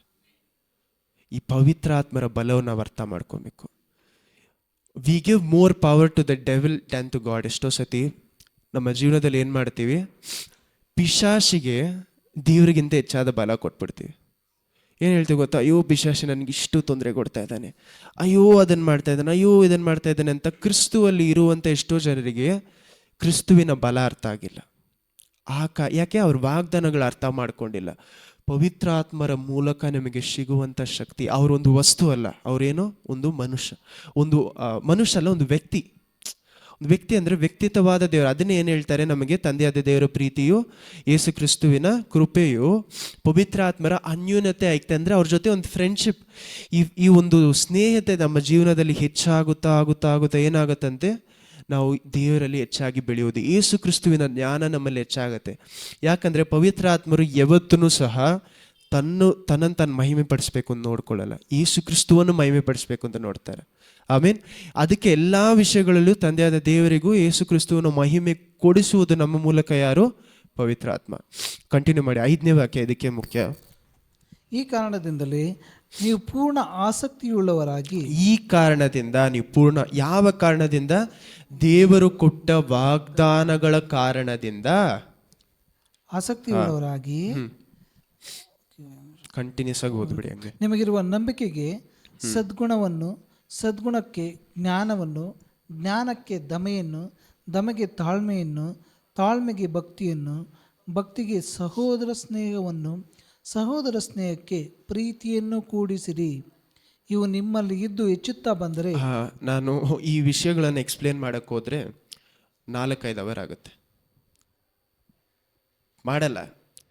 ಈ ವಿಷಯ ನಾನು ಎಕ್ಸ್ಪ್ಲೇನ್ ಮಾಡಕ್ಕೆ ಹೋದರೆ ಏನು ಹೇಳ್ತಾ ಇದ್ದಾರೆ, ವಿಶ್ವಾಸಕ್ಕೆ ಒಳ್ಳೆತನವನ್ನು, ಒಳ್ಳೆತನಕ್ಕೆ ಜ್ಞಾನವನ್ನು, ಜ್ಞಾನಕ್ಕೆ ದಮೆಯನ್ನು, ದಮೆಗೆ ಏನೋ ತಾಳ್ಮೆಯನ್ನು, ತಾಳ್ಮೆಗೆ ಭಕ್ತಿಯನ್ನು, ಭಕ್ತಿಗೆ ಸಹೋದರ ಸ್ನೇಹವನ್ನು, ಸಹೋದರ ಸ್ನೇಹಕ್ಕೆ ಪ್ರೀತಿಯನ್ನು. ಇದನ್ನು ನಾವು ಒಂದೇ ವಾಕ್ಯದಲ್ಲಿ ಮುಗಿಸ್ಬೇಕಂದ್ರೆ ಎಲ್ಲಿದೆ? ನಿಮ್ಮಲ್ಲಿ 3 ಮುಖ್ಯವಾದ ವಿಷಯಗಳು ಯಾವುದು? ಪ್ರೀತಿ, ವಿಶ್ವಾಸ, ಸಮಾಧಾನ. ಅಲ್ಲ, 1 ಕೊರಿಂಥಿ 13 1 ಕೊರಿಂಥಿ 13ನೇ ಅಧ್ಯಾಯ 13ನೇ ವಾಕ್ಯ. 1 ಕೊರಿಂಥಿಯನ್ಸ್ 13ನೇ ಅಧ್ಯಾಯ ವಚನ 13. ನಾನು ಸಂಪೂರ್ಣವಾಗಿ ತಿಳಿದುಕೊಳ್ಳುವೆನು, ಹೀಗಿರುವುದರಿಂದ ನಂಬಿಕೆ, ನಿರೀಕ್ಷೆ, ಪ್ರೀತಿ ಈ ಮೂರೇ ನಿರ್ತವೆ. ನಂಬಿಕೆ, ನಿರೀಕ್ಷೆ, ಪ್ರೀತಿ, ಇವುಗಳಲ್ಲಿ ದೊಡ್ಡದು ಪ್ರೀತಿ. ದೊಡ್ಡದು ಪ್ರೀತಿ. ನಮ್ಮಲ್ಲಿ ಪ್ರೀತಿ ಒಂದು ಹೆಚ್ಚಾಗಿದ್ರೆ 1 ಯೋಹಾನ 3-4ನೇ ವಾಕ್ಯಗಳ 3ನೇ ಅಧ್ಯಾಯ 4ನೇ ಅಧ್ಯಾಯದ ಪ್ರಕಾರ ಸಂಪೂರ್ಣವಾದ ಪ್ರೀತಿ ಏನು ಮಾಡುತ್ತೆ? ಎಲ್ಲ ಭಯವನ್ನು ನೀಗಿಸುತ್ತೆ. ನಮ್ಮಲ್ಲಿ ದೇವರ ಪ್ರೀತಿ ಹೆಚ್ಚಾದ್ರೇ ಸಾಕು, ಬೇರೆ ಎಲ್ಲ ಗುಣಗಳು ತಾನಾಗಿ ಸ್ವಲ್ಪ ಸ್ವಲ್ಪವಾಗಿ ಹೆಚ್ಚಾಗುತ್ತೆ. ಎಲ್ಲವನ್ನು ದೇವರು ಎಲ್ಲಿಟ್ಟಿದ್ದಾರೆ? ಮೊದಲು ವಿಶ್ವಾಸ, ವಿಶ್ವಾಸದ ಮೂಲಕ ಪ್ರೀತಿ. ಪ್ರೀತಿ ಪ್ರೀತಿ ಚೆನ್ನಾಗಿ ಅರ್ಥ ಮಾಡ್ಕೊಳ್ಳಿ. ನಮಗೆ ಮೊದಲು ಬರುವುದು ಯಾವತ್ತು? ವಿಶ್ವಾಸ. ವಿಶ್ವಾಸಕ್ಕೆ ಜೊತೆನೇ ಬರುವುದು ಪ್ರೀತಿ. ಯಾಕಂದ್ರೆ ನಾವು ದೇವರ ಮೇಲೆ ವಿಶ್ವಾಸ ಇಡುವಾಗ 2 ಪೇತ್ರನ 1ನೇ ಅಧ್ಯಾಯದ ಪ್ರಕಾರ ನಾವು ಯೇಸು ಕ್ರಿಸ್ತುವಿನಲ್ಲಿ ವಿಶ್ವಾಸ ಇಡುವಾಗ, ನಾವು ವಿಶ್ವಾಸ ಯೇಸು ಕ್ರಿಸ್ತುವಿನ ಮೇಲೆ ಇಡುವುದಕ್ಕೆ ಕಾರಣ ಅವರ ಪ್ರೀತಿ. ಆಮೇನ್, ಹಲ್ಲೆಲೂಯಾ. ಯೇಸು ಕ್ರಿಸ್ತುವಿನ ಪ್ರೀತಿಯಿಂದ, ಅವರ ಸ್ನೇಹದಿಂದ ನಾನು ಅವ್ರ ಮೇಲೆ ವಿಶ್ವಾಸ ಇಡ್ತಾ ಇದ್ದೀನಿ. ಎಲ್ಲ ಎಲ್ಲಿ ಶುರು ಆಗ್ತಾ ಇದೆ? ವಿಶ್ವಾಸನೂ ಸಹ ಎಲ್ಲಿ ಶುರು ಆಗ್ತಾ ಇದೆ? ಪ್ರೀತಿ.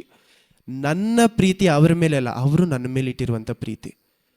ಈ ಪ್ರೀತಿಗೆ ನಾನು ರೆಸ್ಪಾಂಡ್ ಮಾಡ್ತಾ ಇದ್ದೀನಿ. ನಾನೇನು ಮಾಡ್ತಾ ಇದ್ದೀನಿ? ಸದುತ್ತರ ಕೊಡ್ತಾ ಇದ್ದೀನಿ, ಉತ್ತರ ಕೊಡುವ ರೀತಿಯಲ್ಲಿ. ಈ ಉತ್ತರವೇ ಏನು? ನನ್ನಲ್ಲಿರುವಂಥ ಗುಣಾದೇಶಗಳು, ನಾನು ಬೇರೆಯವ್ರನ್ನ ನೋಡಿ ತೋರಿಸುವಂಥ ಗುಣಾದೇಶಗಳು. ಇದನ್ನು ದೇವ್ರು ನನಗೆ ಇನ್ನೊಂದು ಜ್ಞಾಪಕ ಏನು ಪಡಿಸಿದ್ರಂದರೆ, ಒಬ್ಬನು ಎಷ್ಟೋ ಒಂದು ದೊಡ್ಡ ಸಾಲ ಕೊಡಬೇಕಾಗಿರುತ್ತೆ ಒಂದು ರಾಜನಿಗೆ. ರಾಜ ಏನು ಮಾಡ್ತಾನೆ? ಅಯ್ಯೋ ಪಾಪ ಅಂತ ಕ್ಷಮಿಸ್ಬಿಟ್ಬಿಡ್ತಾನೆ. ಇವನು ಬೇರೆ ಯಾರೋ ಅವನಿಗೆ ಚಿಕ್ಕ ಸಾಲ ಕೊಡಬೇಕೋ ಅವನು ಏನು ಮಾಡ್ತಾನೆ? ಕೊಡುವವರೆಗೂ ಹೋಗಿ ಜೈಲಲ್ಲಿ ಇರುವಂತ ಬಿಡೋದಿಲ್ಲ ಅಂತ ಹೇಳ್ಬಿಡ್ತಾನಲ್ಲ. ಆ ರೀತಿ ನಾವು ಎಷ್ಟೋ ಸತಿ ದೇವ್ರು ಕೊಟ್ಟಂಥ ವಾಗ್ದಾನಗಳು ಮೀರ್ಬಿಡ್ತೀವಿ. ಅಯ್ಯೋ ದೇವ್ರೆ, ಇನ್ಮೇಲೆ ನಾನು ಕುಡಿಯೋದಿಲ್ಲ, ಇನ್ಮೇಲೆ ನಾನು ಇದು ಮಾಡೋದಿಲ್ಲ, ಇನ್ಮೇಲೆ ಅದು ಮಾಡಲ್ಲ ಅಂತ ಹೇಳ್ಬಿಟ್ಟು ಎಷ್ಟೋ ಸತಿ ನಾವು ಅದೇ ದಾರಿಗಳಲ್ಲಿ ಹೋಗಿ ನಡೀತೀವಿ. ಹಂಗೆ ನಡೆಯುವಾಗಲೂ ಸಹ ದೇವ್ರು ನಮ್ಮ ಮೇಲೆ ಏನು ಮಾಡ್ತಾರೆ? ತನ್ನ ಕರುಣೆಯನ್ನು ತೋರಿಸಿ ಕ್ಷಮಿಸ್ತಾರೆ. ನಾವು ದೇವರನ್ನು ನೋಡಿ ಹಿಂತಿರುಗಿ ಓಡುವಾಗ ನಮ್ಮನ್ನು ಕ್ಷಮಿಸ್ತಾರೆ. ಆಮೇನ್, ಹಲ್ಲೆಲೂಯಾ. ಅಂಥ ಪ್ರೀತಿಯನ್ನು ನೋಡಿ ನಾವು ಬೇರೆಯವ್ರನ್ನ ಕ್ಷಮಿಸ್ತಾ ಇದ್ದೀವ? ನಾವು ಪ್ರೀತಿಯಲ್ಲಿ ನಡೀತಾ ಇದ್ದೀವ? ಇದಕ್ಕೋಸ್ಕರನೇ ಸಹೋದರ ಸ್ನೇಹ ನಮ್ಮಲ್ಲಿ ಹೆಚ್ಚಾಗಬೇಕು. ಎಲ್ಲ ಹೆಚ್ಚಾಗೋದಕ್ಕೆ ಎಲ್ಲಿ ಮೂಲ ಕಾರಣ? ಮೊದಲು ವಿಶ್ವಾಸ, ಕೊನೆಯ ಪ್ರೀತಿ. ಯೇಸು ಕ್ರಿಸ್ತುವಿನ ವಿಶ್ವಾಸದಲ್ಲಿ ನಾವು ಆರಂಭಿಸಿ ಯೇಸು ಕ್ರಿಸ್ತನ ಪ್ರೀತಿಯನ್ನೆಲ್ಲ ವಿಷಯವನ್ನು ಮುಗಿಸ್ಬೇಕು. ಆಮೇನ್. ಅದನ್ನೇ 2 ಪೇತ್ರನ 1ನೇ ಅಧ್ಯಾಯದಲ್ಲಿ ಏನು ಹೇಳ್ತಾ ಇದ್ದಾರೆ? ಪ್ರೀತಿ, ವಿಶ್ವಾಸಕ್ಕೆ ಒಳ್ಳೆತನವು, ಆದರೆ ಮುಗಿಸುವಾಗ ಏನು ಹೇಳ್ತಾ ಇದ್ದಾರೆ? ಸಹೋದರ ಪ್ರೀತಿಗೆ ಸ್ನೇಹವನ್ನು ಅಂತ. ಇವಾಗ 8ನೇ ವಾಕ್ಯ ಓದಿ. ನೀವು ನಿಮ್ಮಲ್ಲಿ ಇದ್ದು ಹೆಚ್ಚುತ್ತಾ ಬಂದರೆ ನಮ್ಮ ಕರ್ತನಾದ ಯೇಸು ಕ್ರಿಸ್ತನ ಸಂಬಂಧವಾದ, ಇದ್ದಲ್ಲಿ ನೀವು ಹೆಚ್ಚುತ್ತಾ ಬಂದರೆ ಯಾವುದರಲ್ಲಿ? ಯೇಸು ಕ್ರಿಸ್ತುವಿನ ಪ್ರೀತಿಯಲ್ಲಿ, ಜ್ಞಾನದಲ್ಲಿ, ಗುಣದಲ್ಲಿ, ವಿಶ್ವಾಸದಲ್ಲಿ ನೀವು ಹೆಚ್ಚುತ್ತಾ, ಈ ಕ್ಯಾರೆಕ್ಟರ್ ನಿಮ್ಮಲ್ಲಿ ಹೆಚ್ಚಾಗುತ್ತಾ, ಗುಣ ನಿಮ್ಮಲ್ಲಿ ಹೆಚ್ಚಾಗುತ್ತಾ ಬಂದರೆ ನಮ್ಮ ಕರ್ತನಾದ ಯೇಸು ಕ್ರಿಸ್ತು ಸಂಬಂಧವಾದ ಇನ್ನೊಂದ್ಸತಿ ಓದ್ ನೋಡಿ ಏನ್ ಹೇಳ್ತಾ ಇದ್ದಾರೆ? ನಮ್ಮ ಗುಣಾದಿಶಗಳು ಈ ರೀತಿಯಲ್ಲಿ ಹೆಚ್ಚಾಗುತ್ತಾ ಬಂದಾಗ ನಿಮಗೆ ಯೇಸು ಕ್ರಿಸ್ತುವಿನ ಜ್ಞಾನದಲ್ಲಿ ಪರಿಜ್ಞಾನವನ್ನು ಹೊಂದುವ, ಸಂಪೂರ್ಣ ಜ್ಞಾನವನ್ನು ಹೊಂದುವ, ಪರಿಜ್ಞಾನ ಒಂದು ವಿಷಯದಲ್ಲಿ ನಿಮ್ಮನ್ನು ಅಲಸ್ಯಗಾರರು ನಿಷ್ಫಲರು ಆಗದಂತೆ. ಇನ್ನೊಂದ್ಸತಿ ನೋಡಿ, ಈ ವಾಕ್ಯ ಎಷ್ಟು ಚೆನ್ನಾಗಿದೆ. ಇದನ್ನ ನಾನು ಕೂತ್ಕೊಂಡು ಓದ್ತಾ ಇರಬೇಕಾದ್ರೆ ಯೋಚನೆ ಮಾಡ್ತಾ ಇದ್ದೀನಿ, ಎಷ್ಟು ಆಳವಾಗಿದೆ ಅಂತ ನೋಡಿ. ನಿಮ್ಮಲ್ಲಿ ಗುಣಗಳು ಹೆಚ್ಚಾಗುವಾಗ ಯಾವಾಗ ಹೆಚ್ಚಾಗತ್ತಂದ್ರೆ, ಇನ್ನೊಂದ್ಸತಿ ಓದಿ ವಾಕ್ಯ. ನಿಮ್ಮಲ್ಲಿ ಇದ್ದು ಹೆಚ್ಚುತ್ತಾ ಬಂದರೆ, ಇವು ಅಂದ್ರೆ ಈ ಗುಣಗಳು ನಿಮ್ಮಲ್ಲಿ ಹೆಚ್ಚುತ್ತಾ ಬಂದಾಗ ನಮ್ಮ ಕರ್ತರಾದ ಯೇಸು ಕ್ರಿಸ್ತುವಿನ ಸಂಪೂರ್ಣ ಜ್ಞಾನದಲ್ಲಿ ಹೊಂದುವ ವಿಷಯದಲ್ಲಿ ಇನ್ನೊಂದ್ಸತಿ ನೋಡಿ, ಈ ಗುಣಗಳು ನಮ್ಮಲ್ಲಿ ಹೆಚ್ಚಾಗುವಾಗ ಯೇಸು ಕ್ರಿಸ್ತುವಿನ ಜ್ಞಾನ ನಮ್ಮಲ್ಲಿ ವೇಸ್ಟ್ ಆಗದೆ ಹೋಗ್ಬಿಡತ್ತಂತೆ. ಈ ಗುಣ ನನ್ನಲ್ಲಿ ಇಲ್ಲದೆ ಹೋದರೆ ಯೇಸು ಕ್ರಿಸ್ತುವಿನ ಜ್ಞಾನ ನಾನು ಯೂಸ್ ಮಾಡೋಕ್ಕಾಗಲ್ಲ. ಇಷ್ಟು ದಿವಸ ನಾವು ಸುವಿಶೇಷನ ಅರ್ಥ ಮಾಡ್ಕೊಳ್ವಿ. ಏನಂತ? ಇದೇ ಸುವಿಶೇಷ ಏನಂತ? ದೇವರು ನನ್ನ ಮೇಲೆ ಪ್ರೀತಿ ಇಟ್ಟು ತನ್ನ ಒಬ್ಬನೇ ಕುಮಾರ್ ನನಗೆ ಕಳಿಸಿ ನನಗೆ ರಕ್ಷಣೆ ಕೊಟ್ಟರು. ಈ ರಕ್ಷಣೆಯ ಮೂಲಕವಾಗಿ ದೇವರ ಮೇಲೆ ನಾನು ಪ್ರೀತಿ ಇಡ್ತಾ ಇದ್ದೀನಿ. ಆ ಪ್ರೀತಿಯಿಂದ ನಾನು ಒಳ್ಳೆ ಕೆಲಸಗಳು ಮಾಡ್ತಾ ಇದ್ದೀನಿ. ನರಕಕ್ಕೆ ಹೋಗ್ಬೇಕು ಅದೆಲ್ಲ ಸೆಕೆಂಡ್ರಿ, ಹೋಗ್ಬೇಕು ಅದೆಲ್ಲ ಸೆಕೆಂಡ್ರಿ. ಮೊದಲು ನನಗೆ ಮುಖ್ಯವಾದಂಥ ವಿಷಯ ಏನು, ನನ್ನ ಮೇಲೆ ಒಬ್ರು ಇಷ್ಟು ಪ್ರೀತಿ ಇಟ್ಟಿದ್ದಾರಲ್ಲ, ಅದಕ್ಕೆ ನಾನು ಉತ್ತರ ಕೊಡಬೇಕು ಅಂತ ನನ್ನ ಗುಣವನ್ನು ಮಾರ್ಪಡಿಸಿ ಉತ್ತರ ಕೊಡ್ತಾ ಇದ್ದೀನಿ. ಯಾಕಂದರೆ ನನ್ನ ಕೆಟ್ಟ ಗುಣ ಅವ್ರ ಜೊತೆ ಆಗೋದಕ್ಕೆ ನನಗೆ ತಡೆ ಆಗ್ಬಿಡುತ್ತೆ. ಈ ತಡೆಯನ್ನು ಮೀರಿ ಬರಬೇಕು ಅಂತ. ಯಾಕಂದರೆ ಪರಲೋಕದಲ್ಲಿರುವಂಥ ದೇವರನ್ನು, ಪರಲೋಕದಲ್ಲಿ ಪಾಪ ಇಲ್ಲ, ಆದರೆ ಅಲ್ಲಿ ಏನು ಮಾಡ್ತಾ ಇದ್ದಾರೆ, ಪರಲೋಕದಲ್ಲಿ ಇರುವಂಥವ್ರನ್ನು ಪರಿಶುದ್ಧರು ಪರಿಶುದ್ಧರು ಪರಿಶುದ್ಧ, ಪಾಪನೇ ಇಲ್ಲದೆ ಇರುವಂಥ ಜಾಗದಲ್ಲಿ ಅವರ ನೋಡಿ ಏನು ಹೇಳ್ತಾ ಇದ್ದಾರೆ, ಪರಿಶುದ್ಧರು ಪರಿಶುದ್ಧರು ಅಂಥ ಪರಿಶುದ್ಧತೆಯಲ್ಲಿ ಇರುವಂಥ ದೇವರನ್ನು ನಾನು ಹೋಗಿ ನೋಡಬೇಕಂದ್ರೆ ನಾನು ಪರಿಶುದ್ಧನಾಗಿ ಮಾರ್ಪಡಬೇಕು. ನನ್ನ ಗುಣ ಸ್ವಲ್ಪ ಸ್ವಲ್ಪ ಮಾರ್ಪಡ್ಬೋದ್ರ, ಆದರೆ ಮಾರ್ಪಡುವಾಗಲೂ ಸಹ ನನ್ನ ಪರಿಶುದ್ಧಗೊಳಿಸುವುದು ಯೇಸು ಕ್ರಿಸ್ತುವಿನ ರಕ್ತ. ಆಮೇನ್. ನನ್ನ ಗುಣ ಸಾಯುವವರೆಗೂ ಮಾರ್ಪಡೆಯುತ್ತೆ. I cannot become holy in one day. By the time I die I might be holy. ನಾನು ಸಾಯುವಷ್ಟರಲ್ಲಿ ಒಂದು ವೇಳೆ ನಾನು ಇರ್ಬೋದು, ಸ್ವಲ್ಪ ಇರ್ಬೋದು ಪರಿಶುದ್ಧವಾಗಿ, ಆದರೆ ನಾನು ಸಾಯುವವರೆಗೂ ನನ್ನ ಮನಸ್ಸಲ್ಲಿ ಎಲ್ಲಾದರೂ ಒಂದು ಮೂಲೆಯಲ್ಲಿ ಪಾಪ ಇರುತ್ತೆ. ಯಾಕಂದರೆ ನೋವಾ ಕಾಲದಲ್ಲಿ ದೇವರು ಮನುಷ್ಯರು ನೋಡಿ ಏನು ಹೇಳ್ತಾರೆ, ಯಾವಾಗಲೂ ಪಾಪ ಮಾಡುವಂಥ ಹೃದಯ ಅಂತೆ ನಮ್ಮದು, ಸಂಪೂರ್ಣವಾಗಿ ನಿತ್ಯಕ್ಕೂ ಪಾಪ ಮಾಡುವಂಥ ಹೃದಯ ನಮ್ಮಲ್ಲಿದೆ. ಅಂಥ ಹೃದಯ ಇರಬೇಕಾದರೆ ನಾನು ಸಾಯುವವರೆಗೂ ಪರಿಶುದ್ಧವಾಗೋಕ್ಕೆ ಸಾಧ್ಯ ಇಲ್ಲ. ನಾನು ಮರುರೋಗುವ ಪರಿಶುದ್ಧ. ಅದಕ್ಕೇನೆ ನನಗೇನು ಬೇಕು, ಅವರ ರೈಚಸ್ನೆಸ್, ಅವರ ನೀತಿವಂತಿಕೆಯು ಯೇಸು ಕ್ರಿಸ್ತುವಿನ ರಕ್ತದಿಂದ ಪರಿಶುದ್ಧಗೊಳಿಸುವುದು ಅಷ್ಟು ಮುಖ್ಯ. ಆಮೇಲೆ 8ನೇ ವಾಕ್ಯದಲ್ಲಿ ಏನು ಹೇಳ್ತಾ ಇದ್ದಾರೆ ನೋಡಿ, ಈ ಗುಣಗಳು ನಿಮ್ಮಲ್ಲಿ ಹೆಚ್ಚಾಗದೆ ಹೋದರೆ ಯೇಸು ಕ್ರಿಸ್ತುವಿನ ಜ್ಞಾನವನ್ನು ನೀವು ವೇಸ್ಟ್ ಮಾಡಿಬಿಡ್ತೀರ. ಈ ರಕ್ಷಣೆಯನ್ನು ಇಟ್ಕೊಂಡು, ಇದನ್ನೇ ಜೇಮ್ಸ್ ಅಲ್ಲಿ ಏನು ಹೇಳ್ತಾರೆ, ಈ ರಕ್ಷಣೆ ಇಟ್ಕೊಂಡು ನಿನ್ನ ಗುಣ ನಿನ್ನಲ್ಲಿ ಮಾರ್ಪಡದೆ ಹೋದರೆ ಏನಾಗತ್ತಂತೆ, ಈ ರಕ್ಷಣೆ ನನಗೆ ಉಪಯೋಗ ಇಲ್ಲ. நான் என்ன சொல்கிறது, நான் வந்துட்டு ஆண்டவருக்குள்ளே ரட்சிக்கப்பட்டுட்டேன். ஆனால் ரட்சிக்கப்பட்ட பிறகு என் குணம் எனக்குள்ளே மாறுபடலைன்னா என் ரட்சிப்பு வீணானது. ஏன்னா அவருடைய அன்புக்கு நான் விசுவாசம் வைக்கல. எங்கே நான் செத்துருவேனோன்னு அவர் மேலே விசுவாசம் வச்சிட்டேன். நான் செத்துருவேನೋன்னு ಭಯத்தில் ವರದ್ದು ಅನ್ಬಿಲ್ಲ. ಓಕೆ, ನಾನು ಎಲ್ಲಿ ಸತ್ತೋಗ್ಬಿಡ್ತೀನೋ ಅಂತ ದೇವ್ರ ಮೇಲೆ ಇಡುವಂಥ ಪ್ರೀತಿ ನಿಜವಾದ ಪ್ರೀತಿ ಅಲ್ಲ. ನಿಮ್ಮ ಹೆಂಡತಿ ಮೇಲೆ ನೀವು ಏನಕ್ಕೋಸ್ಕರ ಪ್ರೀತಿ ಇಡ್ತೀರಾ, ನಿಮ್ಮ ಮಕ್ಕಳ ಮೇಲೆ ಏನಕ್ಕೋಸ್ಕರ ಪ್ರೀತಿ, ಅಯ್ಯೋ ಎಲ್ಲಿ ನನ್ನ ಬಿಟ್ಟು ಹೋಗ್ಬಿಡ್ತಾರಲ್ಲ ಅವರು ನನ್ನ ಪ್ರೀತಿ ಮಾಡೋದು ನನ್ನ ಕರ್ತವ್ಯ. ಒಂದು ತಂದೆಯಾಗಿದ್ದು, ಒಂದು ಗಂಡನಾಗಿದ್ದು ಒಬ್ಬರನ್ನ ಪ್ರೀತಿ ಮಾಡುವುದು ನಮ್ಮ ಕರ್ತವ್ಯ. ಯಾಕೆ ನಮ್ಮ ಕರ್ತವ್ಯ? ಯಾಕಂದರೆ ಅವ್ರು ನಮ್ಮನ್ನು ಪ್ರೀತಿ ಮಾಡ್ತಾರೆ, ನಮ್ಮ ಮೇಲೆ ನಂಬಿಕೆ ಇಟ್ಟಿದ್ದಾರೆ ಅಂತ. ಅದನ್ನೇ ದೇವ್ರು ನಮಗೆ ಮಾಡ್ತಾ ಇದ್ದಾರೆ. ಅವರ ಗುಣದಿಂದ ನಮ್ಗೆ ಎಷ್ಟೋ ಒಳ್ಳೆತನಗಳನ್ನ ಮಾಡ್ತಾ ಇದ್ದಾರೆ. ಮನುಷ್ಯರಾದ ನಮ್ಮ ಮನಸ್ಸಲ್ಲಿ ಇಷ್ಟಿರಬೇಕಾದ್ರೆ ನಮ್ಮನ್ನು ಉಂಟು ಮಾಡಿದ ದೇವರ ಮನಸ್ಸಲ್ಲಿ ಎಷ್ಟು ವಿಷಯಗಳಿರುತ್ತೆ. ಕಂಟಿನ್ಯೂ ಮಾಡಿ 8ನೇ ವಾಕ್ಯ ಇನ್ನೊಂದ್ಸತಿ ಓದಿ ಹಂಗೆ ಕಂಟಿನ್ಯೂ ಮಾಡಿ. ನೀವು ನಿಮ್ಮಲ್ಲಿ ಇದ್ದು ಹೆಚ್ಚುತ್ತಾ ಬಂದರೆ ನಮ್ಮ ಕರ್ತನಾದ ಯೇಸು ಕ್ರಿಸ್ತನ ಸಂಬಂಧವಾದ ಪರಿಜ್ಞಾನವನ್ನು ಹೊಂದುವ ವಿಷಯದಲ್ಲಿ ನಿಮ್ಮನ್ನು ಅಲಸ್ಯಗಾರರು ನಿಷ್ಫಲ. ಯಾಕಂದ್ರೆ ದೇವರು ಇದನ್ನೇ ಮತ್ತೆ 25ನೇ ಅಧ್ಯಾಯದಲ್ಲಿ ಏನು ಹೇಳ್ತಾರೆ, ಫಲ ಕೊಡದೇ ಇರುವಂಥ ಕೊಂಬೆಗಳನ್ನು ನಾನು ಕಡಿದು ನಾವು ಫಲ ಕೊಡೋದು ಯಾವ ಫಲಗಳನ್ನು ದೇವ್ರು ಕೇಳ್ತಾ ಇದ್ದಾರೆ, ಗುಣವನ್ನು ಕೇಳ್ತಾ ಇದ್ದಾರೆ ನಮ್ಮಲ್ಲಿ. ಅಲ್ಲೆಲೂಯಾ. ನಮ್ಮಲ್ಲಿ ದೇವ್ರು ಕೇಳುವಂಥ ದೊಡ್ಡ ವಿಷಯ ಯಾವುದು? ಗುಣ. ನಮ್ಮ ಗುಣದಲ್ಲಿ ನಾವು ಮಾರ್ಪಡದೆ ಹೋದರೆ ನೀವು ಕೊಡುವಂಥ ಎಲ್ಲ ವಿಷಯಗಳು ವ್ಯರ್ಥ. ನೀವು ಎಷ್ಟು ಬೇಕಾದ್ರೂ ಆಫರಿಂಗ್ ಕೊಡಿ, ಟೈತ್ ಕೊಡಿ, ಎಲ್ಲ ವ್ಯರ್ಥ. ಯಾಕೆ ವ್ಯರ್ಥ? ನಮ್ಮಲ್ಲಿ ದೇವರು ಮೊದಲು ನೋಡುವುದೇನು? ಗುಣ. ಎಷ್ಟೋ ಜನರು ಓದುವಂಥ ಒಂದೇ ಪುಸ್ತಕ ಯಾರು? ನಾವು. ಎಷ್ಟೋ ಜನ ಬೈಬಲ್ ಓದ್ತಾ ಇಲ್ಲ. ನಿಮ್ಮ ಪಕ್ಕದಲ್ಲಿರೋರನ್ನ ನೋಡ್ತಾ ಇರ್ತಾನೆ, ನಮ್ಮನ್ನು ನೋಡ್ತಾರೆ. ಕ್ರಿಸ್ತುವನು ಅಂತ ಹೇಳುವಾಗ ನನ್ನನ್ನು ನೋಡಿ ನನ್ನನ್ನು ಬೇರ್ಪಡಿಸೋಕ್ಕಾಗಿಲ್ಲ ಭೂಲೋಕದಿಂದ ಅಂದರೆ ನಾನು ಸರಿಯಾದ ಕ್ರಿಸ್ತುವನಾಗಿ ಬಾಳ್ತಾ ಇಲ್ಲ. ಕಂಟಿನ್ಯೂ ಮಾಡಿ 8ನೇ ವಾಕ್ಯ. ನಿಷ್ಫಲರು ಆಗದಂತೆ ಮಾಡುತ್ತದೆ. ಯಾವ್ದು ಮಾಡುತ್ತೆ? ಈ ಗುಣಾದಿಶಗಳು. ಈ ಗುಣಾದಿಶಗಳೇ ನಮ್ಮನ್ನ ನಿಷ್ಫಲರು ಆಗಿ ಬಾಳದಂತೆ ಮಾಡ್ತಂತೆ. ಹಂಗಂದ್ರೆ ನಾವು ಫಲ ಕೊಡುವಂತ ಮರಗಳಾಗಿ ಮಾರ್ಪಡುವುದು ಯಾವುದರಿಂದ? ಈ ಗುಣಗಳಿಂದ. ನಮ್ಮ ಗುಣಗಳು ನಮಗೆ ಫಲಗಳನ್ನು ಕೊಡುತ್ತೆ. ಆಮೇನ್. ನಮ್ಮ ಗುಣ ನಮಗೆ ಫಲ ಕೊಡುತ್ತೆ. ಕಂಟಿನ್ಯೂ ಮಾಡಿ 9ನೇ ವಾಕ್ಯ. ಕುರುಡನು ಇವುಗಳಿಲ್ಲದವನು ಈ ಕುರುಡನಾಗಿದ್ದಾನೆ. ಗುಣ ಇಲ್ಲದೆ ಇರುವವನು ಇನ್ನೂ ಸಹ ಕುರುಡನಾಗಿದ್ದಾನೆ. ಹಾ ಅವನು ದೂರದೃಷ್ಟಿಯಿಲ್ಲದವನು ಆಗಿದ್ದು ಹಾ ಹಾ ಹಾ ತನ್ನ ಇಂಧನ ಪಾಪಗಳು ಪರಿಹಾರವಾಗಿ ತಾನು ಶುದ್ಧನಾದದನ್ನು ಮರೆತು ಬಿಟ್ಟಿದ್ದಾನೆ. ಇದನ್ನ ಶಾರ್ಟ್ ಆಗಿ ಹೇಳ್ಬೇಕಂದ್ರೆ ಏನ್ ಗೊತ್ತಾ, ಇನ್ನೂ ರಕ್ಷಣೆ ಹೊಂದ್ಕೊಂಡಿಲ್ಲ ಅಂತೆ. ಯಾರು ಇನ್ನೂ ಕುರುಡನಾಗಿ, ಯಾಕಂದ್ರೆ ರಕ್ಷಣೆ ಹೊಂದಿಕೊಳ್ಳೋದಕ್ಕೂ ರಕ್ಷಣೆ ಇಲ್ಲದೆ ಇರೋದಕ್ಕೂ ಒಂದೇ ವ್ಯತ್ಯಾಸ. ದೇವರ ವಾಕ್ಯವನ್ನು ಓದುವಾಗ ನಿಮ್ಗೆ ಏನು ಅರ್ಥ ಆಗ್ತಾ ಇಲ್ಲ ಅಂದ್ರೆ ಇನ್ನೂ ರಕ್ಷಣೆ ಹೊಂದ್ಕೊಂಡಿಲ್ಲ ಅಂತ ಅರ್ಥ. ನಾನು ಖಂಡೆ ಮಾಡಬೇಕು ಅಂತ ಹೇಳ್ತಾ ಇಲ್ಲ, ಯಾಕಂದ್ರೆ ನಮ್ಮಲ್ಲಿ ಪವಿತ್ರ ಆತ್ಮರು ಇದ್ದರೆ ದೇವರ ವಾಕ್ಯವನ್ನು ಒಂದು ರೀತಿ ಇಲ್ಲ ಒಂದು ರೀತಿ ನಮ್ಮಲ್ಲಿ ಅರ್ಥ ಆಗೋಕೆ ಪ್ರಾರಂಭಿಸುತ್ತೆ. ನೀವು ಸುಮ್ಮನೆ ಓದ್ತಾ ಇದ್ರೂ ಏನೋ ಒಂದು ವಾಕ್ಯ ನಮಗೆ ಮಾತಾಡ್ತಾರೆ ದೇವರು.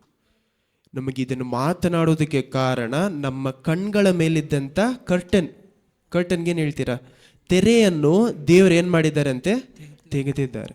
ನಾವು ರಕ್ಷಣೆಯಲ್ಲಿ ಬರುವಾಗ ನಮ್ಮ ಕಣ್ಗಳನ್ನು, ನಮ್ಮ ಆತ್ಮಿಕ ಕಣ್ಗಳನ್ನು ದೇವರು ಏನು ಮಾಡ್ತಾರೆ, ತೆಗಿತಾ ಇದ್ದಾರೆ.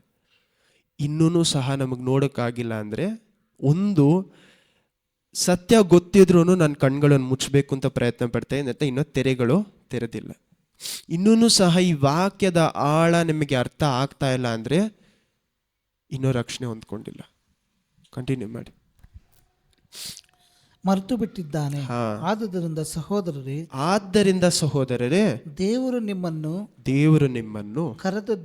ಕರೆದಿದ್ದನು. ಒಂದು ನಿಮಿಷ ರೀ, ಇದು ಯಾಕಷ್ಟು ಮುಖ್ಯ ಅಂದ್ರೆ, ದೇವ್ರು ನಿಮ್ಮನ್ನು ಕರೆದು ಆದುಕೊಳ್ಳುವುದು ಯಾಕಷ್ಟು ಮುಖ್ಯ ಅಂದ್ರೆ, ಇದೇ ದೇವರ ವಾಕ್ಯದಲ್ಲಿ ಏನ್ ಹೇಳ್ತೆ, ಯೇಸು ಕ್ರಿಸ್ತ ಏನ್ ಹೇಳ್ತಾರೆ, ದೇವರು, ತಂದೆಯಾದ ದೇವರು ಒಬ್ಬರನ್ನು ಕರೆದು ಆದುಕೊಳ್ಳದೆ ಹೋದರೆ ನಿಮ್ಮನ್ನು ನಾನು ಭೂಲೋಕದಿಂದ ಆದಿಕೊಂಡಿದ್ದೇನೆ ಅಂತ ಹೇಳ್ತಾರೆ. I mean I chose you from the world ಅಂತಾರೆ. ನಿನ್ನನ್ನು ಈ ಲೋಕದಿಂದ ನಾನು ಆರಿಸ್ಕೊಂಡಿದ್ದೇನೆ.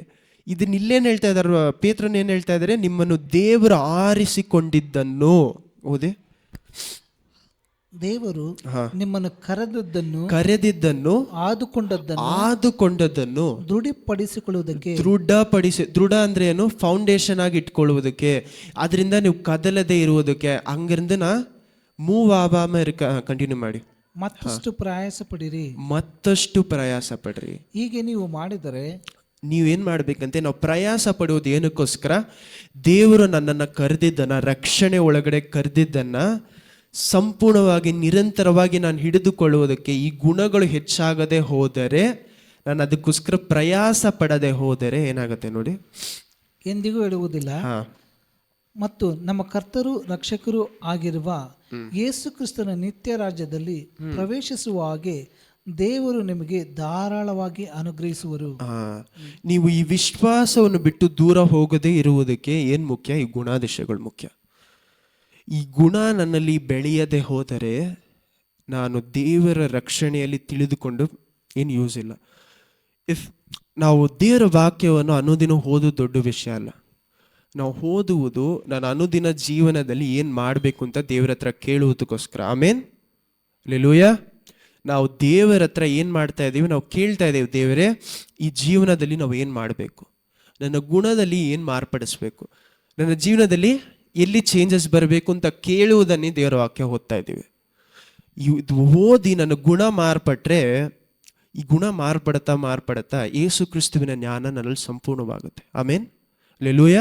ಈ ಜ್ಞಾನ ಸಂಪೂರ್ಣ ಆಗುವಾಗ ದೇವರನ್ನು ಕೊಟ್ಟಂಥ ರಕ್ಷಣೆ ನನ್ನಲ್ಲಿ ನಿರಂತರವಾಗಿರುತ್ತೆ. ಹಲ್ಲೆಲೂಯಾ. ನಾವೊಂದು ಭಯ ಪಡದೆ ಇರುವುದಕ್ಕೋಸ್ಕರ ಹೇಳುವಂಥ ವಾಕ್ಯ ಅದು ಹೀಬ್ರೂಸ್ 12ನೇ ಅಧ್ಯಾಯದಲ್ಲಿ ಏನು ಹೇಳ್ತಾರೆ, ಯೇಸು ಕ್ರಿಸ್ತ ನಿಮ್ಮಲ್ಲಿ ವಿಶ್ವಾಸವನ್ನು ಪ್ರಾರಂಭಿಸಿದರೆ ಅದನ್ನು ಮುಗಿಸ್ತಾರೆ. ಆಮೇಲೆ ಅವರು ಪೂರೈಸ್ತಾರೆ. ಅಂದರೆ ಪ್ರಯಾಸ ಪಡಬೇಕು. ನಾವು ಪ್ರಯಾಸ ಪಡದೆ ಇರುವುದಕ್ಕೆ, ಆಲಸ್ಯವಾಗಿ ಇರುವುದಕ್ಕೆ ಕಾರಣ ಒಂದು, ತೆರೆಗಳು ಮುಚ್ಚಿದೆ, ಇನ್ನೂ ನಮ್ಗೆ ಅರ್ಥ ಆಗ್ತಾ ಇಲ್ಲ. ಇನ್ನೂ ಅನ್ನೋದು ಕುರುಡನ ಇರ್ಕೋ, ಮನಕಣ್ಗಳು ತೆರೆದಿಲ್ಲ. ಮನಕಣ್ಗಳು ತೆರೆಯದೆ ಹೋದರೆ ದೇವರ ಸುವಿಶೇಷದ ಆ ಒಂದು ಮಹತ್ವ ನಮ್ಗೆ ಅರ್ಥ ಆಗಲ್ಲ. ಯೇಸು ಕ್ರಿಸ್ತು ನಮಗೋಸ್ಕರ ಮಾಡಿರುವಂಥ ವಿಷಯಗಳ ಮಹತ್ವತೆ ನಮಗೆ ಅರ್ಥ ಆಗಲ್ಲ. ಮಹತ್ವತೆ ನಮಗೆ ಅರ್ಥ ಆಗದೆ ಹೋದರೆ ನಾವು ದೇವರಲ್ಲಿ ಬೆಳೆಯೋದಕ್ಕೆ ಸಾಧ್ಯ ಇಲ್ಲ. ಎಷ್ಟೋ ಜನ ಮಾಡುವಂಥ ದೊಡ್ಡ ತಪ್ಪೇನು ಗೊತ್ತಾ, ಸೇವಕರು ಸಹ ಮಾಡುವಂಥ ದೊಡ್ಡ ತಪ್ಪಿದು. ಏನು ಮಾಡ್ತಾರೆ ಗೊತ್ತಾ, ಸ್ಟಾರ್ಟಿಂಗಲ್ಲಿ ಒಂದು ಮನುಷ್ಯನ ನೋಡಿ ಏನು ಹೇಳ್ಬಿಡ್ತಾರೆ, ಇವತ್ತೇ ನೀನು ಏನು ಮಾಡಬೇಕು, ರಿಪೆಂಟ್ ಏನು ಹೇಳ್ತೀರಾ, ಮನಸ್ಸಾಂತರ ಪಡು. A man grows in repentance as you get to know Christ. ಯೇಸು ಕ್ರಿಸ್ತುವನ್ನು ತಿಳಿದುಕೊಂಡು ಬೆಳೆಯುವಾಗ ನನ್ನಲ್ಲಿ ಮನಸ್ಸಾಂತರತೆ ಹೆಚ್ಚಾಗತ್ತೆ. 1 ವರ್ಷಕ್ಕೆ ಮುಂಚೆ ನಾನು ಇದ್ದಿದ್ದಕ್ಕೂ ಇವತ್ತಿದ್ದಕ್ಕೂ ವ್ಯತ್ಯಾಸ ಇದೆ. ನನ್ನ ಮನಸ್ಸಾಂತರತೆಯಲ್ಲಿ ವ್ಯತ್ಯಾಸ ಇದೆ. ಅವತ್ತು ನಾನು ಒಂದು ದೊಡ್ಡ ತಪ್ಪು ಮಾಡುವಾಗಲೂ ನನ್ನ ಮನಸ್ಸು ಅಷ್ಟು ಚುಚ್ತಾ ಇರಲಿಲ್ಲ. ಇವತ್ತು ನಾನು ಚಿಕ್ಕ ತಪ್ಪು ಮಾಡುವಾಗಲೂ ಮನಸ್ಸು ಚುಚ್ಚತ್ತೆ ಹೆಚ್ಚಾಗಿ. ಕಾರಣ ನನ್ನ ಮನಸ್ಸಾಂತರತೆ ಹೆಚ್ಚಾಗ್ತಾ ಇದೆ. ಮನಸ್ಸನ್ನು ಮಾರ್ಪಡಿಸ್ತಾ ಇದ್ದಾರೆ ದೇವರ ವಾಕ್ಯದ ಮೂಲಕ. Amen. Do not rush when the Holy Spirit is asking you to walk. ಪವಿತ್ರಾತ್ಮರು ನಿಮ್ಮನ್ನು ನಡೆಯುವುದಕ್ಕೆ ಹೇಳುವಾಗ ಓಡಕ್ಕೆ ಪ್ರಾರಂಭಿಸಬಾರ್ದು. ಇಲ್ಲ ನನಗೆ ಇವತ್ತೇ ನನಗಿಂದ್ರೆ ಬಿಡುಗಡೆ ಇದೆ. God is always patient. Sometimes ಒಂದೊಂದು ಸತಿ ದೇವ್ರು ಓಡು ಅಂತಾರೆ, ಒಂದ್ಸತಿ ಏನು ಮಾಡ್ತಾರೆ, ನಡೆಯೋಕ್ಕೆ ಹೇಳ್ತಾರೆ. ತುಂಬ ಕನ್ಫ್ಯೂಸ್ಡ್ ಆಗಿರುವಾಗ ಏನು ಮಾಡಬೇಕು, ಇದು ಒಳ್ಳೇದಾ ಕೆಟ್ಟಿದ್ದ ಅಂತ ನನ್ನ ಮೈಂಡಲ್ಲಿ 100% ಇಲ್ಲದೆ ಇರಬೇಕಾದ್ರೆ ಏನು ಮಾಡಬೇಕು ಗೊತ್ತಾ, 1 ನಿಮಿಷ ನಿಂತ್ಕೊಂಡು ದೇವ್ರ ಹತ್ರ ಹೋಗಿ ಕೂತ್ಕೊಳ್ಬೇಕು, ದೇವರೇ ಏನು ಮಾಡಬೇಕು ಅಂತ. ಇದನ್ನೇ ಕೀರ್ತನೆಗಳು 46-49 ಹೇಳ್ತಾರಲ್ಲ, stay still and no that I am god. ನಿಂತಿದ್ದು ಏನು ಮಾಡು, ಶಾಂತವಾಗಿದ್ದು ನಾನೇ ದೇವರು ಅಂತ ತಿಳಿದುಕೊಳ್ಳ್ರಿ ಅಂತಾರೆ. ಆಮೇನ್. ಇದನ್ನು ಎಲ್ಲಿದೆ ನೀವು ಆಮೇಲೆ ಮನೇಲಿ ಹೋಗಿ ಓದ್ಕೊಳ್ಳಿ. ಅದರಲ್ಲಿ ಏನು ಹೇಳ್ತಾ ಇದ್ರೆ, ಶಾಂತವಾಗಿದ್ದು ಅಂದರೆ ದೇವರ ಸಮೂಹದಲ್ಲಿ ಏನು ಮಾಡಬೇಕು ಅಂತ ಗೊತ್ತಿಲ್ಲದೆ ಇರಬೇಕಾದ್ರೆ ದೇವರ ಸಮೂಹದಲ್ಲಿ ಹೋಗಿ ಕುಳಿತುಕೊಂಡು ನಾವೇನು ಕೇಳಬೇಕು, ದೇವರೇ ಏನು ಮಾಡಬೇಕು ನಾನು, what should I do lord. ಯಾಕಂದರೆ ನಮ್ಮನ್ನು ನಡೆಸೋದಕ್ಕೋಸ್ಕರನೇ ದೇವರು ನಮ್ಮ ಜೊತೆ ಇದ್ದಾರೆ. ಆಮೇನ್. ನಮ್ಮ ಸಹಾಯಕರು ಯಾರು, ಪವಿತ್ರಾತ್ಮ. ನಮ್ಮ ಜೊತೆಯಲ್ಲೇ ಇರುವಂಥ ಪವಿತ್ರಾತ್ಮ ನಮ್ಮನ್ನು ಏನು ಮಾಡ್ತಾರೆ, ಯೇಸು ಕ್ರಿಸ್ತುವಿನ ದಾರಿಯಲ್ಲಿ ನಮ್ಮನ್ನು ನಡೆಸ್ತಾರೆ. ಯೇಸು ಕ್ರಿಸ್ತುವೇ ಮನುಷ್ಯರಾಗಿರುವಾಗ ಅಷ್ಟು ಶಕ್ತಿಯಾಗಿ ನಡೆಯುವುದಕ್ಕೆ ಕಾರಣ ಅವರ ಆತ್ಮ, ಪವಿತ್ರಾತ್ಮ ಬೇರೆ ಯಾರಲ್ಲಿ, ಯೇಸು ಕ್ರಿಸ್ತುವಿನ ಆತ್ಮನೇ ಪವಿತ್ರಾತ್ಮ. ಇಂಥ ಆತ್ಮದ ಜೊತೆ ನಡಿಬೇಕಾದ್ರೆ ನಮ್ಮ ಮನಸ್ಸಾಂತರ ಹೆಚ್ಚಾಗ್ತಾ ಇದೆ ಅನ್ನೋದು ಒಂದನ್ನು ಮಾತ್ರ ನೀವು ಯೋಚನೆ ಮಾಡಿ ನೋಡಿ. Am I repenting more of my sins? ಈ ಒಂದು ಪಾಪದ ಅರ್ಥ ನನಗೆ ಹೆಚ್ಚಾಗ್ತಾ ಇದೆಯಾ? ನಾವು ಎಷ್ಟೋ ಸತಿ ಏನು ಅನ್ಕೊಳ್ತೇವೆ, ಎಲ್ರಿ ಅದು ನಿಂತ್ಕೊಳ್ಳೋಣ, ನಮ್ಮ ಪ್ರಾರ್ಥನೆಗಳನ್ನು ದೇವರು ಕೇಳ್ತಾ ಇದ್ದಾರೆ ನಮ್ಮಲ್ಲಿ ಪ್ರಶ್ನೆ ಬರುತ್ತೆ ಎಷ್ಟೋ ಸತಿ. Are you even actually listening to me Lord ಅಂತ. ದೇವರೇ ನಿಜವಾಗ್ಲೂ ನನ್ನ ಪ್ರಾರ್ಥನೆಗಳನ್ನು ಕೇಳ್ತಾ ಇದ್ದೀರಾ? ಅಂಥ ಸಮಯಗಳಲ್ಲಿ ನಮಗೆ ಗೊತ್ತಿಲ್ಲಬೇಕಾಗಿರೋಂಥ ಒಂದೇ ವಿಷಯ ಏನಂದರೆ, ದೇವರು ನಾವು ಹೇಳುವಾಗ ವಿಷಯಗಳನ್ನ ಮಾಡಲ್ಲ, ನಾವು ಕೇಳುವಂಥ ವಿಷಯಗಳನ್ನ ಮಾಡಲ್ಲ ಎಷ್ಟೋ ಸತಿ. ನಾನು ಸಹ ದೇವ್ರ ಹತ್ರ ಒಂದು ವಿಷಯವಾಗಿ 2-3 ತಿಂಗಳಿಂದ ಪ್ರಾರ್ಥನೆ ಮಾಡ್ತೇನೆ, ದೇವರೇ ಈ ಒಂದು ವಿಷಯ ಬೇಕು ಅಂತ. ದೇವ್ರು ನನಗೆ ಕೊಟ್ಟಂಥ ವಾಗ್ದಾನ ಏನಂದರೆ, ನೀನು ಇಷ್ಟೋ ವರ್ಷಗಳಿಂದ ಪ್ರಾರ್ಥನೆ ಮಾಡಿರುವಂಥ ಒಂದು ವಿಷಯವನ್ನು ನಿನ್ನ ಜೀವನದಲ್ಲಿ ನಾನು ಕಳಿಸ್ತೀನಿ ಅಂತ. ಈ ವಾಗ್ದಾನ ನಾನು ಹಿಡ್ಕೊಂಡು ಸರಿ ಪ್ರಾರ್ಥನೆ ಮಾಡ್ತಾ ಇದ್ದೀನಿ. ಆದರೆ ನಾನೇನು ಕೇಳ್ತಾ ಇದ್ದೀನಿ ಅಂದರೆ, ದೇವರೇ ನನಗೆ ಆ ವಿಷಯ ಬೇಡ, ಆ ಚಿಕ್ಕ ವಯಸ್ಸಿರೋಗಿ ಪ್ರಾರ್ಥನೆ ಮಾಡಿದೆ, ನನಗೆ ಈ ವಿಷಯ ಬೇಕಪ್ಪ ಅಂತ. ಆದರೆ ದೇವ್ರ ಹತ್ರ ನಾನು ಹೋರಾಡ್ತಾ ಏನಕ್ಕೋಸ್ಕರ, ದೇವರೇ ನನಗೆ ಈ ಒಂದು ವಸ್ತು ಬೇಕು, ಈ ವಿಷಯ ಬೇಕು, ನನಗೆ ಆ ವಿಷಯ ಬೇಡ, ಅದು ಆಮೇಲೆ ಕೊಡಿ ದೇವರೇ, ನನಗೆ ಇವಾಗ ಬೇಡ ಅಂತ. ಆದರೆ ದೇವರು ಏನು ಮಾಡ್ತಾ ಇದ್ದಾರೆ, ಈಸ್ ಗಿವಿಂಗ್ ಮೀ ಈ ಲಾಂಗ್ ಪ್ರೇಯರ್ಸ್. ನಾನು ಕ್ರಿಸ್ತುವಲ್ಲಿ ಇಲ್ಲದೆ ಇರುವಾಗ, ಕ್ರಿಸ್ತುವನನ್ನು ನಾನು ತಿಳಿದುಕೊಂಡು ರಕ್ಷಣೆ ಒಂದು ಬ್ಯಾಪ್ಟಿಸಮ್ ತಗೊಳ್ಳೋದಕ್ಕೆ ಮೊದಲು ಮಾಡಿದಂಥ ಪ್ರಾರ್ಥನೆಗಳ ಉತ್ತರ ಕ್ರಿಸ್ತುವಲ್ಲಿ ಬಂದ ಮೇಲೆ ಇವಾಗ ಕೊಡ್ತಾ ಇದ್ದಾರೆ. ಆ ಪ್ರಾರ್ಥನೆ ನಾನು ಮಾಡಿ ಮರ್ತೋಗ್ಬಿಟ್ಟೆ. ಆವಾಗ ಪ್ರಾರ್ಥನೆ ಮಾಡುವಾಗ ಅದಕ್ಕೆ ಉತ್ತರ ಸಿಕ್ಕಿಲ್ಲ, ನಾನು ಕ್ರಿಸ್ತುವಲ್ಲೂ ಸಹ ಇರಲಿಲ್ಲ ಆವಾಗ ಮಾಡಿದ ಪ್ರಾರ್ಥನೆಗೆ ಉತ್ತರ ಇವಾಗ ಕೊಡ್ತಾ ಇದ್ದಾರೆ. ಆದರೆ ನಾನು ಕೇಳಿರುವಂಥ ವಸ್ತುಗೋಸ್ಕರ ದೇವರು ಉತ್ತರ ಕೊಟ್ಟಿಲ್ಲ. ಇಷ್ಟೋ ಸಮಯದಲ್ಲಿ ದೇವರು ಎಲ್ಲಿಂದಾನೋ ಯಾವುದೋ ವಿಷಯಗಳನ್ನು ಎಲ್ಲೋ ನಡೆಸ್ತಾರೆ. ಆ ಒಂದು ಕಾರಣದಿಂದಾನೇ ಇವಾಗಲೂ ಸಹ ನಮ್ಮ ಮೈಂಡಲ್ಲಿ ಏನಾಗುತ್ತೆ ಅಂದರೆ, ಕೆಲವು ಸತಿ ದೇವರು ವಾಗ್ದಾನಗಳು ಕೊಡುವಾಗ ನಮಗೆ ಡೌಟ್ಸ್ ಬರುತ್ತೆ, ಸಂದೇಹ ಬರುತ್ತೆ. ಡೌಟ್ಸ್ ಬರಬೇಕಾದ್ರೆ ನಾವೇನು ಮಾಡಬೇಕಂದ್ರೆ, ದೇವರು ಕೊಟ್ಟಿರೋಂಥ ವಾಗ್ದಾನವನ್ನು ಪವಿತ್ರಾತ್ಮರ ಮೂಲಕ ಅರ್ಥ ಮಾಡಿಸಿ, ದೇವರೇ ನಮಗೊಂದು ವೇಳೆ ಆ ವಾಕ್ಯ ಅರ್ಥ ಆಗಿಲ್ಲ ಅಂದರೆ, ನಿಮಗಿರುವಂಥ ಗುರುಗಳು ಅಥವಾ ನಿಮಗೆ ಯಾರು ಪವಿತ್ರಾತ್ಮಲ್ಲಿ ನಿಜವಾಗ್ಲೂ ಈ ವಾಕ್ಯದ ಅರ್ಥ ಹೇಳೋಕ್ಕೆ ಜ್ಞಾನ ಇದೆ ಅಂತ ಅನ್ನಿಸ್ತಿರೋ ಅವ್ರ ಹತ್ರ ಹೋಗಿ ಕೇಳಿ ಆ ವಾಕ್ಯದ ಅರ್ಥ ಏನು ಅಂತ. ಯಾಕಂದರೆ ಕೆಲವು ವಾಕ್ಯಗಳು ಬರುವಾಗ ನಾವೇ ಒಂದು ಇಂಟರ್ಪ್ರಿಟೇಷನ್ ಮಾಡ್ಕೊಳ್ತೀವಿ, ನಮ್ಮ ಸಿಚುವೇಶನ್ ಕರೆಕ್ಟಾಗಿದೆ ಅದು ಅಂತ. ಆದರೆ ಪವಿತ್ರಾತ್ಮರು ಇರುವಂಥ ಅದಕ್ಕೆ ನೀವೇನು ಕಾಂಟೆಕ್ಸ್ಟ್ ಇದಕ್ಕೋಸ್ಕರ ಅಂತ ವಾಕ್ಯವನ್ನು ಏನಂತ ಅರ್ಥ ಮಾಡಿಸಿ ಅಷ್ಟೇ ಕೇಳಬೇಕಂತ ಜನರ ಹತ್ರ. ಕೇಳುವಾಗ ಅವರು ಒಂದು ಅರ್ಥ ಹೇಳ್ತಾರಲ್ಲ, ಆ ಅರ್ಥ ನಿಮ್ಮ ಸಿಚುವೇಶನ್ಗೆ ಯಾವ ರೀತಿ ಇದೆ ಅಂತ ನೀವು ಕಂಪೇರ್ ಮಾಡಿ ನೋಡಬೇಕು. ಪ್ರಾರ್ಥಿಸೋಣ. ದೇವರೇ, ನಮಗೆ ಸ್ತೋತ್ರ ಸ್ತೋತ್ರ ಸ್ತೋತ್ರಪ್ಪ. ನೀವು ಒಳ್ಳೆಯವರು, ನಿಮ್ಮ ಕೃಪೆ ಸದಾ ಕಾಲವಿದೆ. ಈ ದಿನ ನೋಡಿಕೊಳ್ಳು ಕೃಪೆಯನ್ನು ಅಷ್ಟೊಂದು ಕೊಟ್ಟರಲ್ಲ, ಅದಕ್ಕಾಗಿ ಸ್ತೋತ್ರಪ್ಪ. ನಿಮ್ಮ ವಾಕ್ಯದ ಆಳವನ್ನು ಅರ್ಥ ಮಾಡಿಕೊಳ್ಳುವಾಗ ಅಪ್ಪ, ಎಷ್ಟು ಆಳವಾದ ವಾಕ್ಯಗಳು ನಮ್ಗೆ ಕಳಿಸ್ತೀರಾ ದೇವರೇ. ಪೇತ್ರನಲ್ಲಿದ್ದಂಥ ಈ ಒಂದು ಜ್ಞಾನ ಪವಿತ್ರಾತ್ಮರ ಜ್ಞಾನ ಅಪ್ಪ, ಇದು ಮನುಷ್ಯರಿಂದ ಬರುವಂಥ ಜ್ಞಾನ ಅಲ್ಲ ದೇವರೇ. ಪೇತ್ರನಲ್ಲಿದ್ದ ಆ ಜ್ಞಾನ ಅಲ್ಲ. 2, 3, 4 ವಾಕ್ಯಗಳಲ್ಲಿ ಸಂಪೂರ್ಣವಾದ ಸುವಿಶೇಷ ನೀಡುವುದು ಎಷ್ಟು ಒಂದು ದೊಡ್ಡ ವಿಷಯ ದೇವರೇ. ಅಪ್ಪ, ಈ ಜ್ಞಾನವನ್ನು, ಈ ವಾಕ್ಯದ ಆಳವನ್ನು ಅರ್ಥ ಮಾಡಿಕೊಂಡು ನಡೆಯುವಾಗ ಅಪ್ಪ, ನಮ್ಮ ಜೀವನವನ್ನು ಮಾರ್ಪಡಿಸೋಕ್ಕೆ ನೀವು ಶಕ್ತರಾಗಿದ್ದೀರಾ. ನಮ್ಮ ಜೀವನವನ್ನು ಮಾರ್ಪಡಿಸಿದ್ದೀರಿ. ಗುಣಾದೇಶಗಳು ನಮ್ಮಲ್ಲಿ ಹೆಚ್ಚಾಗದೆ ಹೋದರೆ ನಮ್ಮ ಅಪ್ಪ ಸ್ತೋತ್ರ, ಈ ಒಂದು ರಕ್ಷಣೆ, ನಿಮ್ಮ ರಕ್ಷಣೆ ನಮ್ಮಲ್ಲಿ ಒಂದು ನಿರಂತರವಾದ ವಿಷಯವಾಗಿರಲ್ಲ ಅಂತ ಹೇಳ್ತೀರಾ. ನಮ್ಮಲ್ಲಿ ಗುಣಾದೇಶಗಳು ಹೆಚ್ಚಾಗಕ್ಕೆ ಸಹಾಯ ಮಾಡಿ. ಗುಣ ಇಲ್ಲದೆ ಇರುವಂಥ ಕ್ರೈಸ್ತನಾಗಿರುವುದಕ್ಕೆ ಸಾಧ್ಯ ಅಲ್ಲಪ್ಪ. ಆದರೆ ನಾವು ಈ ಗುಣವನ್ನು ಬೆಳೆಸುವುದಕ್ಕೆ ಕಾರಣ, ಶಕ್ತಿ ನೀವು ಕೊಡ್ತಾ ಇದ್ದೀರಪ್ಪ, ಆದರೆ ಬೆಳೆಸೋದಕ್ಕೆ ಕಾರಣ ನಿಮ್ಮ ಪ್ರೀತಿ. ನಿಮ್ಮ ಪ್ರೀತಿಯನ್ನು ಬೇರೆಯವ್ರನ್ನ ಹಂಚ್ಬೇಕು ದೇವರೇ. ನಮ್ಮನ್ನು ನೋಡುವಾಗ ಕ್ರಿಸ್ತುವನ್ನೇ ನೋಡುವ ರೀತಿಯಲ್ಲಿ ಅಪ್ಪ ನಮ್ಮ ಮನಸ್ಸುಗಳನ್ನು, ನಮ್ಮ ಗುಣವನ್ನು ಮಾರ್ಪಡಿಸಿ ಅಪ್ಪ. ಹೌದಪ್ಪ, ಆ ಒಂದು ಕ್ರಿಸ್ತನಲ್ಲಿದ್ದಂಥ ಒಂದು ಮಹಿಮೆಯನ್ನು ನಮ್ಮಲ್ಲೂ ಸಹ ಪವಿತ್ರಾತ್ಮರ ಮೂಲಕ ಹೆಚ್ಚು ಮಾಡಿಸಿ. ನಿಮ್ಮಂತೆ ನಾವು ಸಂಪೂರ್ಣವಾಗಿ ಬಾಳೋದಕ್ಕೆ ಸಾಧ್ಯ ಇಲ್ಲಪ್ಪ. ನಾವು ಸಾಯೋವರೆಗೂ ಟ್ರೈ ಮಾಡಿದ್ರೂ ಆಗಲ್ಲ ದೇವರೇ. ಆದರೆ ಯೇಸು ಕ್ರಿಸ್ತನಲ್ಲಿ ಇದ್ದಂತೆ ನಮ್ಮಲ್ಲೂ ಆ ಪವಿತ್ರಾತ್ಮನ ಕೊಟ್ಟು ನಿಮ್ಮಂತೆ ಇನ್ನೂ ಹೆಚ್ಚಾಗಿ ಮಾರ್ಪಡಿಸಿ ಅನ್ನೋದೇ ನಾವು ಇವತ್ತು ನಮ್ಮ ಪ್ರಾರ್ಥನೆ ಇಷ್ಟೇ ಅಪ್ಪ. ನೀವು ಏನು ನಮ್ಮ ಹತ್ರ ಅಂದರೆ ತೊಗೊಳ್ತಿರೋ ಪರವಾಗಿಲ್ಲ, ಆದರೆ ಪವಿತ್ರಾತ್ಮರ ಒಂದು ಪ್ರಸನ್ನತೆ ನಮ್ಮ ಹತ್ರ ತೊಗೊಬೇಡಿ. ಹೆಚ್ಚು ಮಾಡಿ ಪವಿತ್ರಾತ್ಮರ ಕ್ರಿಯೆಗಳು ನಮ್ಮ ಜೀವನದಲ್ಲಿ ಹೆಚ್ಚು ಮಾಡಿ, ನಿಮ್ಮ ಮೇಲೆ ನಂಬಿಕೆ ಇಟ್ಟು ನಡೆಯುವುದನ್ನು ಹೆಚ್ಚು ಮಾಡಿಯಪ್ಪ. ಈ ವಾರದಲ್ಲಿ ನಿಮ್ಮ ಕೃಪೆಯು ಸತ್ಯವೆಂದೆಂದು ಹೆಚ್ಚಾಗುತ್ತಾ ನೀವು ಕೃಪೆ ಸತ್ಯದಲ್ಲಿ ಬೆಳೆಸುತ್ತಾ ನಮ್ಮನ್ನು ನಡೆಸಿ. ಇಂದು ಎಂದು ಮಾರದೇ ಇರುವಂಥ ದೇವರು ನಮ್ಮನ್ನು ಆಶ್ರಯಿಸಿ, ನಮ್ಮ ಕಾರ್ಯಗಳು ಫಲಗಳನ್ನು ಹೆಚ್ಚಾಗುವುದಕ್ಕೆ ಸಹಾಯ ಮಾಡಿ. ಯಾಕಂದರೆ ನೀವು ನಮ್ಗೆ ಕೊಡುವಂಥ ವಿಷಯಗಳು ಒಂದು ತಾಲಂತನ್ನು ಕೊಡ್ತೀರಾ, ಅಭಿಷೇಕವನ್ನು ಕೊಡ್ತೀರಾ. ಹೌದಪ್ಪ, ಅದಾದ ಮೇಲೆ ಬೇರೆಯವ್ರ ಮೇಲೆ ಕರುಣೆ ತೋರ್ತೀವಂತ ನೋಡ್ತೀರಾ. ಇದು 3 ವಿಷಯಗಳು ನಮ್ಮಲ್ಲಿ ಹೆಚ್ಚಾಗಲಿ. ಹೌದಪ್ಪ, ನಿಮ್ಮ ಹತ್ರ ಆಶೀರ್ವಾದಗಳನ್ನು ಪಡೆದುಕೊಂಡು ನಿಮ್ಮನ್ನು ನಾವು ಮರೆಯದಂತೆ ನಿಮ್ಮಲ್ಲಿ ನಾವು ನಿಮ್ಮ ಪ್ರೀತಿಯಲ್ಲಿ ಹೆಚ್ಚಾಗಿ ನಿಮ್ಮಲ್ಲಿ ನಾವು ನೆಲೆಯಾಗಿ ನಿಂತ್ಕೊಳ್ಳೋಕೆ ಸಹಾಯ ಮಾಡಿ. ಎಷ್ಟೋ ಜನ ಇನ್ನೂ ಸಹ ನಿಮ್ಮಲ್ಲಿ ನಂಬದೇ ಇರ್ತಾರಪ್ಪ. ಅಂಥವ್ರನ್ನ ಮಾರ್ಪಡಿಸಿ, ನಮ್ಮ ಜೀವನವನ್ನು ಮಾರ್ಪಡಿಸಿ ನಿಮ್ಮ ಮೇಲೆ ಇನ್ನೂ ಕ್ರಿಸ್ತನಲ್ಲಿ ಇರುವಂಥ ನಾವೂ ಸಹ ಎಷ್ಟೋ ವಿಷಯಗಳು ನಿಮ್ಮಲ್ಲಿ ನಂಬೋದಿಲ್ಲ ದೇವರೇ. ಇನ್ನೂ ನಿಮ್ಮನ್ನು ನಂಬಿ, ಇನ್ನೂ ನಿಮ್ಮನ್ನು ಸ್ತೋತ್ರ ಮಹಿಮೆ ಪಡಿಸಿ ನಡೆಯುವಂಥ ಜೀವನಗಳು ನಮ್ಮನ್ನು ಕೊಡಿ. ಇಂದು ಎಂದು ಮಾತಾಡಿದ ರಾಷ್ಟ್ರ ಯೇಸುವಿನ ನಾಮದಲ್ಲಿ ತಂದೆ, ಆಮೇನ್.